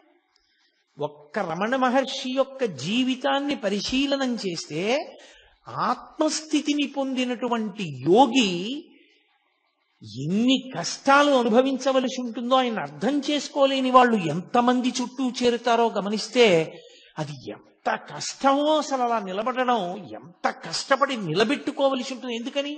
ఎక్కడైనా ప్రతిస్పందించారనుకోండి, నోటి వెంట ఏదైనా అన్నారో అయిపోతుందంతే, ఆ మాట పోయిందంతే, తపస్సంతా భగ్నమైపోయింది. అలా కానీ రాగద్వేషములకు వశులయ్యారా మళ్ళీ పునర్జన్మల్లోకి ఎడతారు. అందుకని ఎప్పుడూ ఆ స్థాయిలోనే నిలబడి ఉంటారు వాళ్ళు. ఉమ్ములేశాడు, వెళ్ళిపోయాడు, కిందకి వెళ్ళాడు, ఏదో రైలు ఎక్కాడు, వెళ్ళిపోతున్నాడు. ఈ కోపం మీద ఉన్నాడు కదూ, కోపానికి ఓ లక్షణం ఉంటుంది. అది ఎక్కడ నుంచో వస్తుంది అనుకుంటే తప్పు. కోపం వచ్చింది అంటారు. కోపం వచ్చింది అంటే ఎక్కడి నుంచో వచ్చి ఉండాలి. ఇప్పుడు కోటేశ్వరారు సభకు వచ్చారు అంటే ఎక్కడి నుంచో వచ్చాను నేను ఈ సభకి, కోపం వచ్చింది అంటారు. కోపం బయట నుంచి లోపలికి రాదు, ఇక్కడే ఉంటుంది. ఉండేది అవకాశం కోసం ఎదురు చూస్తుంటుంది. అవకాశం వచ్చినప్పుడు పైకి లేచిందా అది క్రోధమూర్ఛిత అంటుంటారు వాల్మీకి మహర్షి. వశుణ్ణి చేసుకుంటుంది. అందుకే క్రోధం ఆవహిస్తే ఉండే లక్షణం ఏమిటో తెలుసా? మొట్టమొదటి లక్షణం, నాలుక మీద అదుపు పోతుంది. మీరు ఏం మాట్లాడుతున్నారన్న దాని మీద అదుపు ఏమీ ఉండదు. ఇంకా అదుపు లేని మాట నోటి వెంట వస్తుంది. ఆలోచన చనిపోతుంది. అదుపు లేనంత వేగంతో ఏంటి నోటి వెంట మాటలు వస్తాయి. బాగా ప్రశాంతంగా ఉంటే విశేషమైన అదుపులో వాక్ ఉంటుంది. తక్కెట్లో పెట్టి ఆలోచించి మాట మాట్లాడతాడు. అంత ప్రశాంతంగా ఉంటాడు. ప్రశాంతతకి పూర్తి విరుద్ధం క్రోధం. అది ఒకసారి వచ్చిందనుకోండి, ఎంత వేగంగా వచ్చిందో అంత వేగంగా వెనక్కి వెళ్ళదు. అది పట్టుకుని ఉంటుంది, చాలాసేపు పట్టుకుని ఊపుతుంది. దానికి ఆ లక్షణం ఉంటుంది. అందుకే మీరు చూడండి, ఎవరి మీదో చాలా కోప్పడి చాలా దెబ్బలాడి వెళ్ళిపోతున్నాడు అనుకోండి, మోటార్ సైకిల్ మీద వెళ్ళిపోతుంటే స్పీడ్గా వెళ్ళిపోతూ ఇలా ఇలా అనుకుంటూ తనలో తానే ఏదో ఇలా అనేసుకుంటుంటాడు. అంటే అలా అంటాడా నన్ను, నేను ఇలా అనవలసింది, వాడికి సిగ్గు లేదు, నేను ఇలా అన్నాను, ఇంకా ఇలా కూడా అనవలసింది అని ఇంకా ఇంకా తను ఎవరితో దెబ్బలాడాడో వాడు తను ఎదురుగుండా ఉన్నాడు అనుకుని మనసులో ఊగిపోతుంటాడు ఆ క్రోధంతో. అప్పుడే ప్రమాదాలు జరుగుతాయి. ఎందుకని అంటే బాహ్యము మీద ఏ విధమైన నియంత్రణ ఉండదు, జారిపోతుంది. అది సమస్త ఉపద్రవములకు కారణం. అందుకే తన కోపమే తన శత్రువు, తన శాంతమే తనకు రక్షదయ చుట్టంబౌ అని చిన్నతనంలో నేర్పుతారు. క్రోధ క్రోధకృత్కర్త విశ్వబాహుర్ మహీధర అని విష్ణు సహస్రం. కాబట్టి ఆయన రైలు ఎక్కాడు బాలానంద స్వామి. ఎవరో అక్కడ కొంతమంది పిల్లలు కూర్చుని ఉన్నారు.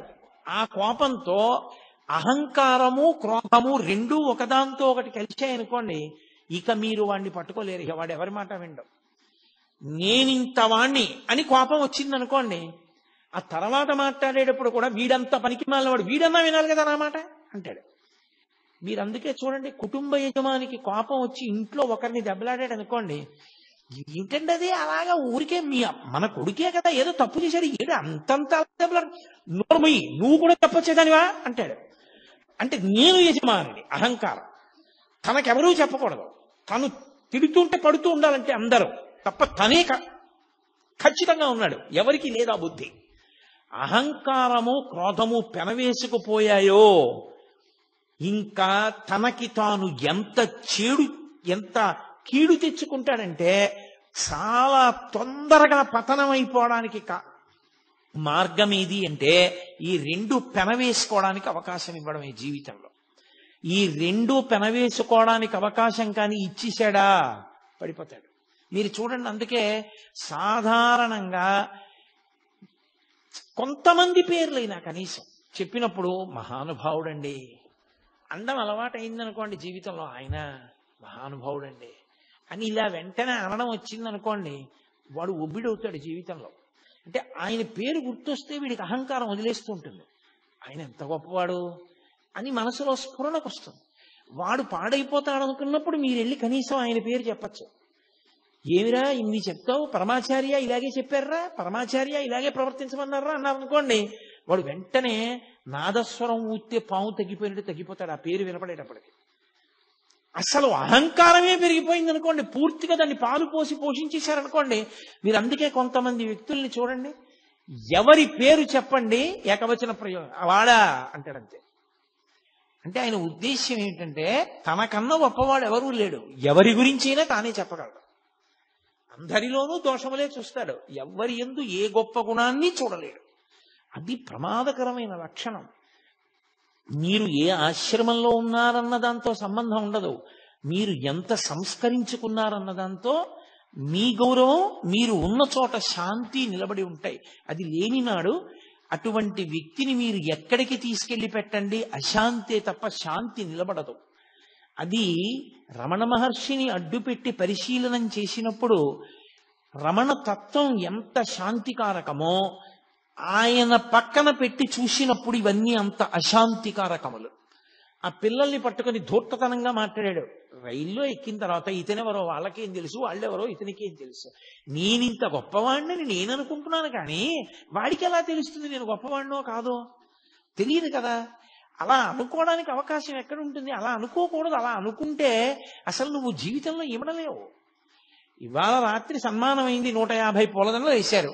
రేపు పొద్దున నీ కర్మకాలి రిజర్వేషన్ లేకుండా ప్రయాణం చేయాల్సి వచ్చింది. నువ్వు జనరల్ కంపార్ట్మెంట్ లో అవసరమైతే మరుగుదొడ్డి దగ్గర నిలబడాలంతే. నిన్ననే నాకు దండలేశారు, ఏమిటిది అందరూ నా మీద ఇలా పడిపోవడం, నాకు లేచి సీటు ఇవ్వద్దా అంటే అందరూ కలిపి నేను భోగిలోంచి కిందకి దోహేస్తారు. దీపం ఈ ఊళ్ళో నువ్వు ఎక్క రైలే, ఇక అంత గొప్పవాడు అయితే కారు ఎక్కవా, అంతేగాని ఏమిటి నువ్వు ఎక్కితే సీట్ ఎందుకు ఇస్తాను నీకంటారు. నువ్వు నీకు నేనింతవాణ్ణి అనుకున్నప్పుడు నువ్వు ఇమడలేవు. నువ్వు ఎక్కడున్నావో తెలుసుకోవడం నీకు అలవాటైన నాడు మహామహులంతటి వారు అవకాశం, సందర్భము, సమయం కలిసి రానప్పుడు సమయానికి అనుగుణంగా అలా ప్రవర్తించారు. రామచంద్ర ప్రభు అంతటి వాడు 14 ఏళ్ళు అరణ్యవాసం చేశాడు. నేనెంతటి వాణ్ణి? అవసరం అలా వచ్చింది, పూర్వజన్మ కర్మక్షయం ఇలా అయిపోతుంది. కాబట్టి ఇప్పుడు ఈ కష్టం ఏమిటో, ఇది ఎలా ఉంటుందో, ఇంతమందితో కలిసి నిలబడి వెళ్ళడం ఇదో అనుభూతి. పరమేశ్వరానుగ్రహం ఉత్తప్పుడు కుదురుతుందా? వస్తుంటే తప్పుకోండి అంటారు. ఎంత సంతోషంగా ఉంది ఇవాళ అనుకుని నించున్నాడు అనుకోండి, ప్రశాంతంగా ఉంటుంది. నిన్ను పరిశీలించుకోవడంలో నీకు శాంతి, ఇతరులకు శాంతి. అది నీకు రాకపోగానే ప్రమాదం. కోపం రావడం తప్పు కాదు, కోపం రావాలి. దేనికి రావాలో తెలుసా? వ్యవస్థని చక్కదిద్దడానికి కోపాన్ని నటించాలి. ఒక్కొక్కసారి కోపం వచ్చేసి కాదు, కోపం నటించాలి. కోపం వచ్చేసింది అన్నట్టు ఉండాలి. 1-2 నిమిషాలకి వస్తే కదా కోపం, వస్తే ఊపేస్తుంది. కోపం వదిలేసినట్టుగా నటించి చక్కగా మాట్లాడి వెళ్ళిపోవాలి. కోపము వ్యవస్థని దిద్దడానికి సాధనం అవ్వాలి తప్ప కోపమునకు తాను వశుడు కాకుండా ఉండాలంటే ఎంతో పరిశీలన ఉండాలి. అది మహానుభావులకు ఉంటుంది. వేషాలు కడితే ఎక్కడి నుంచి వస్తుంది? అందుకని ఆయన రైల్లోకి వెళ్ళాడు, ఆ పిల్లలతోటి దెబ్బలాట పెట్టుకున్నాడు. నా అంతటి వాడిని చెప్తుంటే బుద్ధి లేదా, నీ చెప్పిన పని చెయ్యొద్దా అన్నాడు. ఆ పెట్టేదో తీయమన్నాడు, వాళ్ళు తీయలేదు. వాళ్ళకి కోపం వచ్చింది.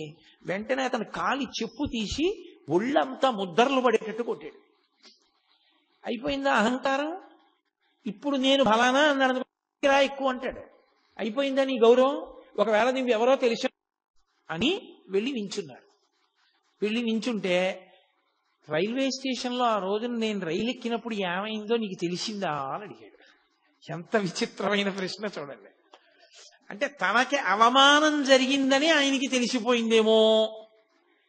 ఏమైంది నాకు తెలీదు అని ఆయన అన్నారనుకోండి, ఏమీ తెలియనట్టే ఉంటాడు. తెలిసింది అన్నారనుకోండి, సంగతి తెలిసిపోయింది కదా. నీ ముఖం మీద ఉమ్మేసి వెళ్ళబట్టే చెప్పులు ఎట్టి కొట్టారు ఒళ్ళంతా. నేను బుద్ధి లేనివాడిని అన్న విషయం నిరూపింపబడింది అక్కడ. నువ్వే గొప్పవాడివని తెలిసిపోయింది కదా దాని ఉద్దేశ్యం. ఆయన ఏమీ అనలేదు, అలాగే అన్నారు. అతనే అన్నాడు, నీ ముఖం మీద ఉమ్ము వేసి వెళ్ళాను కదా, ఒళ్ళంతా చెప్పులతో కొట్టారు. నీకు ఇంకా నా మీద ప్రతీకార భావన ఉందా ఉమ్మేశానని? ఎవరు లేరుగా నా చుట్టూ, నా మీద నువ్వు ఉమ్ములేయి అన్నాడు. చుట్టూ ఎవరూ లేరు కాబట్టి. అది మీరు ఒక సందర్భంగా తీసుకోకండి. నేను మీతో మనవి చేసేది అదే.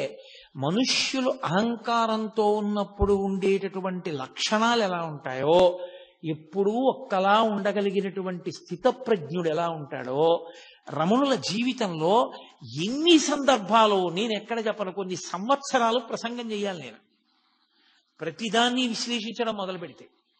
కాబట్టి ఆయన ఏమీ అనలేదు, ఊరుకున్నారు. ఊరుకుంటే అన్నాడు, మళ్ళీ అంతలో అహంకారం వచ్చింది. పూర్వస్థాయి తనకు ఉండాలి. అందుకని పద విరూపాక్ష గుహలో కూర్చుందాం, నీకు నేను ఇవాళ ఒక కొత్తది యోగ విద్య ఒకటి నేర్పుతాను పద అన్నాడు. ఆయన ఏమీ అనలేదు. ఆయన ముందు నడుస్తున్నాడు, ఈయన వెనకాల నడిచాడు. ఈయన కూర్చున్నారు, ఆయన కూర్చున్నాడు. కూర్చున్న తర్వాత అన్నాడు, ఇప్పుడు నేను నీకు యోగ విద్య నేర్పుతానన్నాను కాదు, ఊపిరి ఇలా తీ అన్నాడు. ఆయన మామూలుగానే ఇలా చూస్తూ తీసుకుంటున్నారు, ఆయన ఏమీ చేయలేదు. అదే చెప్పాను, అలా ఊపిరి బిగబట్టడం, ఊపిరి వదలడం చేయకూడదని. అంటే ఏమిటి? వినేవాళ్ళకి చూసేవాళ్ళకి మళ్ళీ తనొచ్చినా సరే భయపడిపోయి ఆయనే గొప్పవాడు, నా గురువు అని రమణులు తనకి వశపడ్డారని తెలుసుకోవాలని. మళ్ళీ ఏదో అల్లరి చేస్తున్నాడు, ఇది ప్రశాంతంగా ఉండనివ్వట్లేదని పళనిస్వామి వాళ్ళు 10 మంది వచ్చారు. వాళ్ళని చూసి అన్నాడు, బుద్ధుందా లేదా, పెద్దవాళ్ళం ఏదో మాట్లాడుకుంటున్నాం ఇక్కడ, మీరెందుకు బయటకు పోండి అన్నాడు. ఎంత అహంకారం అండి అది! ఎన్ని వింటే పోతుంది? అది పరిశీలనం చేత పోతుంది కానీ తనని తాను ఉద్ధరించుకోవాలనే ప్రయత్నం చేత పోతుంది తప్ప ఇంత వాణ్ణి అనుకోవడం మొదలు పెడితే దానికి అంతే ఏమైనా ఉంటుందా? ఎవరినైనా అధిక్షేపించి మాట్లాడటమే. అయిపోయింది, వెళ్ళిపోయాడు. వెళ్ళిపోయి మర్నాడు పొద్దున్న ఓ చుట్ట ఒకటి తీసి నోట్లో పెట్టుకుని విప్పట్రా చుట్ట వెలిగించుకోవాలన్నాడు పళనిస్వామిని పిలిచి. ఆయన స్వామి ఏమిటి, చుట్ట ఏమిటి, కాల్చుకోవడం ఏమిటి, అరుణాచలం కొండ మీద ఏమిటది? ఓ చండ్రకర్రకి నిప్పంటించి పట్టుకెళ్ళాడు ఆయన. ఇంత నిప్పట్టుకొచ్చేమిటి చుట్ట వెలిగించుకోవడానికి అన్నాడు. మీరు పెద్దవాళ్ళు కదా, పెద్దదే ఉండాలి ఏదైనా, అందుకని పెద్ద నిప్పట్టుకొచ్చానన్నాడు. ఇంకొకరిని పిలిచాడు, నేను మొహం కడుక్కోవాలి, కర్ర పుల్ల పట్టరా అన్నాడు. ఆయన ఓ చెట్టు కొమ్మ నరికి లాక్కొచ్చాడు. కొమ్మట్టుకొచ్చావు ఎందుకన్నాడు. పెద్దవాళ్ళు కదా మీరు, పెద్ద కొమ్మే ఉండాలి నువ్వు పళ్ళు తోముకోవడానికని కొమ్మ తెచ్చానన్నారు. అంటే మీరు ఒకటి గమనించాలి, ఇది వినడానికి చాలా సంతోషంగా ఉంది. మీరు చూడండి, ఇప్పుడు నేను ఇది చెప్తున్నప్పుడు వెంటనే మీరు సంతోషంగా ఓ చిన్న నవ్వు నవ్వుతారు. ఎందుకని అంటే మంచి భలేవాడు అడిగిన దానికి భలే చెప్పాడురా అని. అంటే మనకి మూడో వ్యక్తిగా స్పందించడం అలవాటు. ఆయన అలాంటి వాడిని ఓ నిర్ణయం, వాడికి భలే దెబ్బ కొట్టారా అని మనదో నిర్ణయం. కాబట్టి మనం ఓ చిన్న నవ్వు, ఏమీ లేకుండా ఉదాసీనంగా కూర్చున్నవాడు ఎవరైనా ఉన్నాడు అనుకోండి, వాడు శ్రోతలలో కొంత పరిణితికి వెళ్ళిపోయిన వాడిని గుర్తు. ఎందుకు వచ్చింది అది? రమణులు చూడు చక్కగా ఎందుకు వచ్చిన అల్లర్లు ఈ అహంకారంతో. ఈయన అండము బాగుంది, వాళ్ళ అండము బాగుంది, ఇద్దరూ పాడవుతున్న వాళ్లేగా. రమణుల చుట్టూ చేరి ఎవరు మాత్రం ఏం నేర్చుకుంటున్నారో ఆయన్ని చూసి అన్న భావన కలిగింది అనుకోండి, అప్పుడు ప్రతిస్పందన ఉండదు. అన్న భావనతో ఊరుకుంటారంటే పరిశీలనము జరిగిందని గుర్తు. అక్కడ ఒక్క సంఘటనలో అన్ని విషయాలు చూపిస్తారు. సరే కొంతకాలం అయింది, ఇక్కడ నన్ను ఎవరూ లక్ష్య పెట్టట్లేదన్నాడు, మళ్ళీ వెళ్ళిపోయాడు, మళ్ళీ వచ్చాడు, దిగంబరంగా వచ్చాడు. ఈసారి వచ్చి నేను దేహాభిమానం అంతా పోయింది నాకు, అందుకని నేను గోచీ కూడా పెట్టుకోవట్లేదు అన్నాడు. అంటే ఆయన గోచీ పెట్టుకున్నారు కాబట్టి అంతకన్నా గొప్పవాడని మళ్ళీ. ఇదో విచిత్రం లోకంలో ఎలా ఉంటుందంటే, ఒక్కొక్కడు అసలు నేను ఏమీ పట్టించుకోనండి అని చాలా గొప్పగా చెప్పుకుంటుంటాడు. ఏమీ పట్టించుకోకపోతే నువ్వు అది ఎందుకు చెప్పుకోను? నేనేమీ పట్టించుకోనన్నది ఎందుకు పట్టుకుంది నేను? అది పట్టుకోకూడదు కదా, నువ్వు నిర్లిప్తంగా ఉండాలి. నేనండి ఏమీ పట్టించుకోనమండి అని ఎంతో గొప్పగా చెప్తాడు దాన్ని తీసుకొచ్చి. లేకపోతే నాకు చాలా కోపం ఉండోయ్ అంటాడు. ఏడు అది అనా ఐశ్వర్యమా? సిగ్గుపడాలి నాకు చాలా కోపం ఉండోయ్ అని చెప్పడానికి. అది చెప్పుకోవడం కూడా ఏమిటి 10 మందిలోకి వచ్చి. అది రకరకాలుగా ఉంటుంది. నేను బట్ట కూడా కట్టుకోవట్లేదు, నాకు ఇప్పుడు దేహాభిమానం పూర్తిగా పోయింది అన్నాడు. పరమ అసభ్యంగా ప్రవర్తించాడు రమణ మహర్షి ఎదుట. ఏమైందో పరమేశ్వర శాసనం ఏమైందో, అతను ఇక అరుణాచల పర్వతం మీదకి ఎక్కలేదు, వెళ్ళిపోయాడు ఆ పోక. పరమేశ్వరుడు ఇచ్చగించలేదని మనం అనుకోవాలి. ఇక వీడికి ఎంత సంఘం ఇచ్చినా వీడు మారడనుకుని ఉంటాడు ఈశ్వరుడు. ఈయన ముందు ఎందుకు ఇది, ఈ అల్లరంతా ఎందుకు అనుకుని ఉంటాడు. దానివల్ల రమణులలో ఏదో ఉద్వేగం వస్తుంది, రమణులకు ఏదో బాధ కలుగుతుందని కాదు, ఇక అతను రావడం మానేశాడు. ఇంకొకడు బయలుదేరాడు, వచ్చి నీకు నేను దత్తాత్రేయ మంత్రాన్ని ఉపదేశం చెయ్యాలనుకుంటున్నానన్నాడు. ఆయన ఏమీ అనలేదు, అలా చూస్తున్నారు. నిన్న రాత్రి నాకు దత్తాత్రేయుల వారు కనబడ్డారు, నీకెళ్ళి మంత్రం చెప్పమన్నారు, అందుకు వచ్చాను, ఉపదేశం చేస్తాను రా అన్నాడు. ఆయన అలా చూస్తున్నారు. ఏ కష్టంగా ఉంటుంది మంత్రం అనుకుంటున్నావా? చిన్నదే, పెద్ద కష్టమేం కాదు, చెప్తాను, ఆ మంత్రం జపం చేయి అన్నారు. ఆయన అన్నారు ఇంకా వింటలేదు, రా రా రా అంటున్నాడని. ఆయన అన్నారు, మీకు కనపడి ఉపదేశం చెయ్యమన్న దత్తాత్రేయుల వారు నాకు కనపడి ఉపదేశం పుచ్చుకోమంటే పుచ్చుకుంటానన్నారు. అతనికి ఎక్కడలేని కోపం వచ్చేసింది. అంటే నేను దత్తాత్రేయుల వారు చెప్పకుండా వచ్చాను అనుకుంటున్నావా? చేయించుకుంటావా చేయించుకోవా ఉపదేశం అన్నాడు. ఆయన ఏమీ మాట్లాడలేదు. నీకేం కీర్తి ప్రతిష్టలు ఉండవు, నువ్వు ఏమీ గౌరవం లేనివాడివి అయిపోతావు అని చెప్పి అతని దగ్గరికి ఎందుకు వెడతారు? అతనికి ఏం తెలియదు, అతనికి మంత్రోపాసన కూడా లేదని చెప్పి వచ్చిన వాళ్ళందరికీ ప్రచారం చేసేవాడు.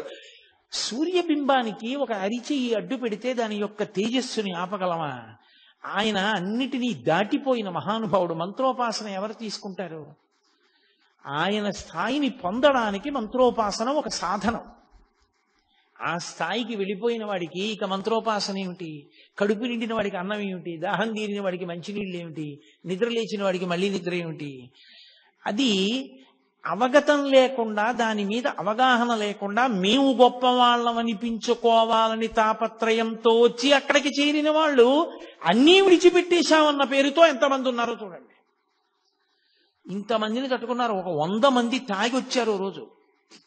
వచ్చి మేము ఎక్కడో దక్షిణ దేశంలో ఉంటాం, అగస్త్య మహర్షి గుహలోకి వస్తుంటారు, అక్కడికి మిమ్మల్ని తీసుకురమ్మన్నారు, అందుకని చెప్పి నిన్ను తీసుకెళ్ళడానికి వచ్చాను, లే నిన్ను ఎత్తుకుపోతాం ఇక్కడి నుంచి అన్నారు. ఏమిటి ఆయన ఏమీ ప్రతిస్పందన లేదు, అలా చూస్తున్నారు. పళనిస్వామి వాళ్ళు అందరూ చుట్టూ కూర్చుని ఉన్నారు. వాళ్ళందరూ ఒక్కసారి బుద్ధుందా లేదా అని తిరగబడేసరికి 100 కూడా పలాయనం చిత్తగించారు. ఎంత మందితో ఎన్ని ఇబ్బందులు! మన దృష్టికోణంలో అయితే ఇవన్నీ ఇబ్బందులు. భగవాన్ రమణుల దృష్టికోణం అయితే లోకం యొక్క పోకడ. ఆ స్థాయికి చేరకపోతే అలా ఉంటుంది. మీరు చూడండి, లోకంలో ఒక స్థితి ఉంటుంది. అమ్మ కడుపున పుట్టినటువంటి పిల్లే అమ్మ అన్నం తింటోంది అనుకోండి, అది కొత్తగా ఎవరో బంధువుల ఇంటికి వచ్చింది. అమ్మ దానికి కడుపు నిండా అన్నం పెట్టి కూర్చోబెట్టి టీవీ చూడవే అని ఏదో బొమ్మలు కనపడేటటువంటిది పెట్టి చూడమంది. అమ్మ అన్నం తింటోంది, 4 ముద్దలు తినలేదు. ఇది వచ్చేసి అమ్మ నువ్వు వచ్చేయి, అమ్మ నువ్వు వచ్చేయి, అమ్మ నువ్వు తొందరగా తినేసి వచ్చేయి, తొందరగా తినేసి వచ్చేయి అని తల్లిని పీకు తినేసి తల్లి తొడక్కి కూర్చుంటుంది. దాని పోరు పడలేక అమ్మ గబగబా తినేసి వెళ్ళిపోతుంది. ఈ పిల్లే అమ్మని అన్నం తినివ్వకుండా చేసింది. చాలా మంది పిల్లలు చూడండి, తల్లులకు బాగా తెలుస్తుంది. తల్లి అన్నం తింటున్నప్పుడే వాళ్ళకి మరుగుదొడ్డి అవసరం వస్తుంది. అమ్మ అన్నించుంటారు అంతే. ఆ తల్లి గవ్వ చేయి కడుక్కుని పాపం వెళ్ళి వాళ్ళ అవసరం తీర్చి మళ్ళీ వస్తుంది. ఏం చేయిస్తుంది? ఏదో మళ్ళీ కొంచెం తిని ఆ కడుపు నిండిపోయింది అనిపించుకుంటారు. కొడుతుందా పిల్లల్ని? అసహించుకుంటుందా? ఏంట్రా ఇంత యుక్తాయుక్త విచక్షణ లేకుండా ఈ పిల్లలు ఎప్పటికి పెద్దవాళ్ళు అవుతారా? ఏంట్రా అన్నం కూడా తిన్నవారు దిక్కుమాల సంతానం సంతానం సంతానం అని ఏడిచానంటుందా? పరిపక్వత వచ్చిందనుకోండి, వాడే అమ్మ దా అని చెయ్యి పట్టుకుని తీసుకెళ్ళి, మా అమ్మ చిన్నప్పుడు పప్పు అన్నం బాగా మెత్తగా నలిపి చారు పోసి నెయ్యేసి మా అమ్మ నోట్లో పెడితే ఎంత బాగుండేదో.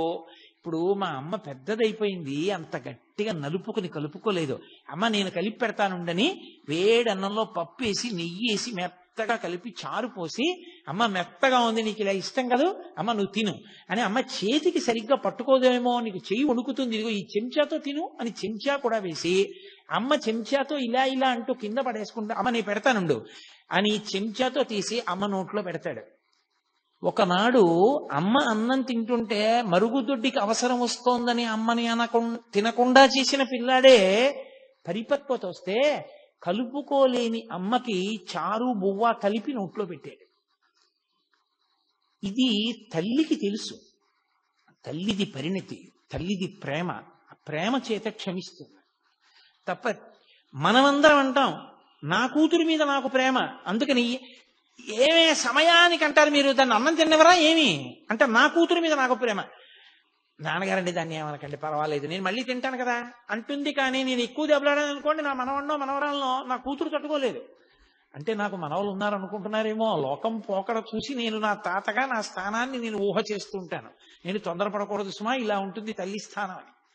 కాబట్టి తల్లి ప్రేమ ఉంది కాబట్టి కదా వాడు పరిపక్వత పొందాడు. తల్లికి ఆ ప్రేమ లేదనుకోండి, అన్నం తినే వేళటికే పిలుస్తావురా అని చెప్పి రోజూ కొట్టేసింది అనుకోండి వాడిని, వాడు ఏమైపోయి ఉండేవాడు? వాడు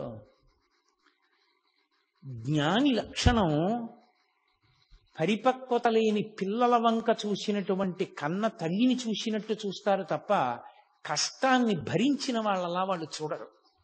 వీడు ఇలా ప్రవర్తించాడు, నేను ఎలాగో అలా భరించానని వాళ్ళు అనుకోరు. పరిపక్వత పొందలేదు, ఆ స్థాయి రాలేదు. పరమేశ్వరుడు అనుగ్రహించాలి. ఇటువంటి వ్యగ్రతలకి ద్వంద్వములకు లోను కాకుండుగాక, ప్రశాంతముగా ఉండుగాక అని నేను ఇందాక చెప్పానే. సినిమా చూస్తూ మనం పోలీస్ స్టేషన్కి ఎలా వెళ్ళాము అలా చూస్తూ ఉంటారు వాళ్ళు. అది అలా ప్రతిస్పందన లేకుండా పరిపూర్ణ ప్రేమతో అపరాధాలని మన్నించేస్తారు. కాబట్టే మళ్ళీ ఎప్పుడూ ఎక్కడా దాని గురించి చెప్పరు. ఏ తల్లి అయినా పెరిగిన ఏ పిల్లల గురించి అయినా వీడు చిన్నప్పుడు ఇలా నన్ను ఇబ్బంది పెట్టేవాడని కానీ, లేకపోతే చిన్నప్పుడు వీడికి జ్వరం వస్తే నేను అన్నం మానేశానని కానీ ఏ తల్లి అయినా చెప్తుందా? చెప్పదు. అదేమిటి అలా చేయడం నా కర్తవ్యం, నా అదృష్టం తల్లిగా అంటుంది. తప్ప అది తన గొప్ప అనుకోదు. ఒక జ్ఞాని యొక్క స్థితి అంతే, అలాగే ఉంటుంది. ఈ మిడిమిడి పోకడంతా ఎక్కడుంటుందంటే ఈ మధ్యలో ఉన్న వాళ్ళ దగ్గరే ఉంటుంది. నేనేదో ఉద్ధరించేశాను, నేనేదో గొప్పవాడిని, వాడు నా చేత ఉద్ధరింపబడ్డాడు, వాడు నా మాట వినద్దా, వీడు నా మాట వినకుండా పోయాడు, వాడి మీదేదో కక్ష, వీడి మీదేదో ప్రేమ, ఇవన్నీ ఇంకా పరిపక్వత రానంతసేపే తప్ప అది వచ్చిన తరువాత లోకమంతటి పట్ల దయయే తప్ప ఇంకొక భావన ఉండదు. ఒకరితో సంగం ఉండదు, ఒకరితో ప్రీతి ఉండదు, ఒకరి పట్ల అప్రీతి ఉండదు. వీళ్ళు మా అమ్మ అందుకని ఏదో ప్రేమ, వీళ్ళు మా అమ్మ కాదు అందుకని వాళ్ళ మీద తక్కువ భావన, అలా ఏం ఉండవు. అన్నీ ఈశ్వరుడే. అందుకే స్వయంగా అలగమ్మ గారే వచ్చారు. ఒకసారి తిరుపతి వెళ్ళి అలగమ్మ గారు వచ్చారు. పాపం ఆవిడ ప్రారంధ కర్మ కష్టాలన్నీ అలగమ్మ గారికే వచ్చాయి. ఆ పెద్ద కొడుకు నాగస్వామి శరీరం వదిలిపెట్టేశాడు. ఆ చిన్నవాడు పాపం, ఆ పిల్లవాడు, ఆ మూడో సంతానం, రెండో వాడు వెంకటరామన్ రమణ మహర్షి, మూడో పిల్లవాడు ఆ నాగసుందరం. ఆయన ఏదో ఒక దేవాలయంలో గుమాస్తాగా చేరి ఉన్న ఇల్లు కూడా అమ్మేసుకున్నారు. ఆ పిల్లవాడు కష్టపడి ఆ ఇంటినంతటినీ పోషిస్తుండేవాడు.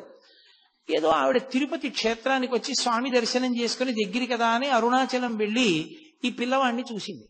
చూసి ఎంతో ఏడిచింది. మొట్టమొదటిసారి వెళ్ళినప్పుడు ఎంత ఏడ్చిందో 2 రోజులు కొడుకుని వచ్చింది. చిత్రం ఏమిటో తెలుసా, పినతండ్రి కూడా గుర్తుపట్టలేదు. కానీ పెద్ద పెద్ద గోళ్లు పెరిగిపోయి ధూళి ధూసరమైన శరీరంతో గోచి పెట్టుకుని ఒక బండ మీద వెల్లకిలా పడుకుని ఉన్నారు.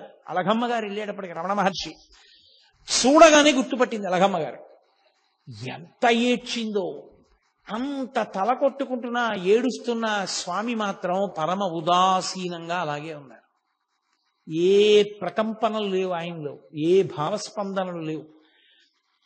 చుట్టూ ఉన్న వాళ్ళు అయ్యో అమ్మంటోందంత ఏడుస్తోంది, కనీసం జవాబు చెప్పద్దా అన్నారు. ఆయన నోటితో మాట్లాడితే కదూ, ఓ కాగితం ఇమ్మని దాని మీద వ్రాశారు. కర్త ఎవరి ప్రారబ్ధానుసారం వారిని ఆడిస్తూ ఉంటాడు. మనం కావాలనుకున్నవి జరగాలని లేదు, జరగాలనుకున్న వాటిని మనం ఆపలేము. కాబట్టి ఏది ఎలా జరుగుతుందో దానిని అంగీకరించడమే సర్వ విధముల శ్రేయస్కరము. అదే మొట్టమొదటి ఉపదేశం. ఆయన జీవితంలో వ్రాతపూర్వకంగా కాని నోటితో కాని చేసిన మొట్టమొదటి ఉపదేశం అదే. కాగితం మీద వ్రాసి అలగమ్మ గారికి ఇచ్చారు. ఇక ఈ పిల్లవాడు రాడు, ఈ పిల్లవాడి యొక్క స్థాయి వేరని ఆమె స్థాయిలో ఆవిడ ఏమనుకుంటారు ఒక తల్లిగా, ఏమిటో కొడుకుని ఇంత కష్టపడ్డాను, పెంచాను, పెద్ద చేశాను, ఇలా అయిపోయాడు అనుకుని పాపం ఆవిడ వెళ్ళిపోయారు. ఆ తరువాతి కాలంలో మళ్ళీ ఆవిడికి ఇంకా జీవితం మీద విరక్తి వచ్చింది. విరక్తి రావడానికి కారణం కూడా భగవంతుడు అందుకే ఒక్కొక్కళ్ళకి ఒక్కొక్కటి ముందే ఇచ్చేస్తాడులా ఉంది.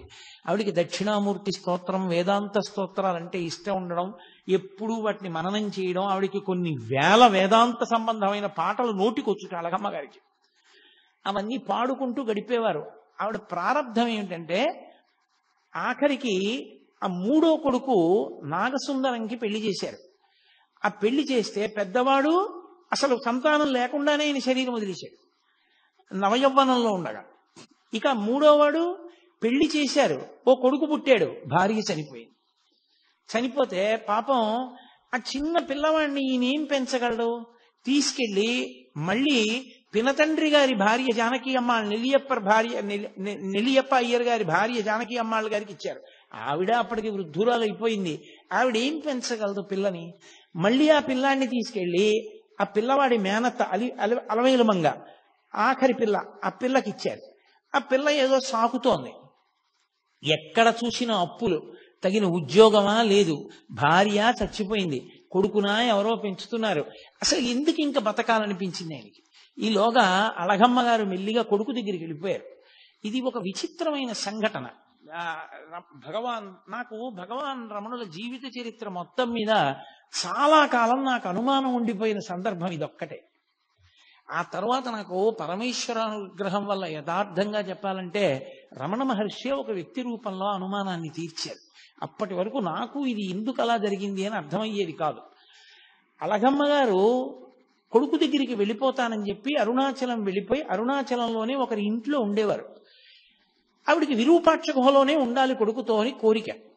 కూతురు అలమేలమంగ అడిగిందమ్మ, మా ఇంటికి వచ్చేసేయమ్మా, మాతో ఉండమని. అయినా కూడా కొండ మీదకి వెళ్ళిపోయి, సరే పెద్ద ఆవిడ ఉన్నంత కాలం ఉండదు, ఇంకా ఆవిడ కిందెందుకని ఆవిడ్ని కూడా విరూపాక్ష గుహకి తీసుకొచ్చేశారు. అది చిన్న గుహ, బయటకు చిన్న గదిలా ఉంటుంది, లోపల గుహ ఉంటుంది. అక్కడే ఈవిడే ఉండేవారు. అక్కడ ఈవిడిది ఆచారం సంప్రదాయం, తడి పొడి మడి మైల ఆచారము ఈవిడిది. ఆయనేమో అగ్నిహోత్రం, మహాజ్ఞాని, ఆయన అన్నిటికీ అతీతుడు.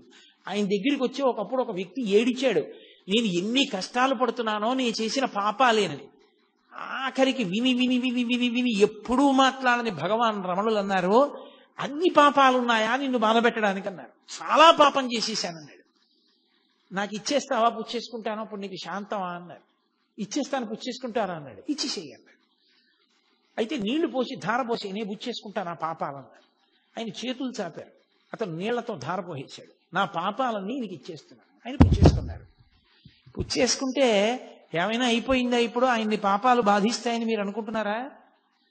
ఒక్క విషయం గుర్తుపెట్టుకోవాలి. ఒక కొవ్వొత్తి వెలుగుతోందనుకోండి, దాని మీద నేను నీటి బుట్టు వేశాననుకోండి, కొవ్వొత్తి నిధనం అయిపోతుంది. పొయ్యి వెలుగుతోందనుకోండి, నేను చారెడు నీళ్లు తీసి ఇలా అన్నాను అనుకోండి, మంట నిధనం అవుతుంది. ఒక ఇల్లు కాలిపోతోందనుకోండి, పునః అమంగళకరమైన మాట ఎందుకు, అరణ్యంలో దావానలం వ్యాప్తి చెందిందనుకోండి, పెద్ద మంట, అరణ్యం కాలిపోతోంది అనుకోండి, నేను వెళ్ళి చారెడు నీళ్లు తీసి చల్లాను అనుకోండి, మంట ఏమైనా నిధనం అవుతుందా? ఈ నీళ్లు కాలిపోతాయి.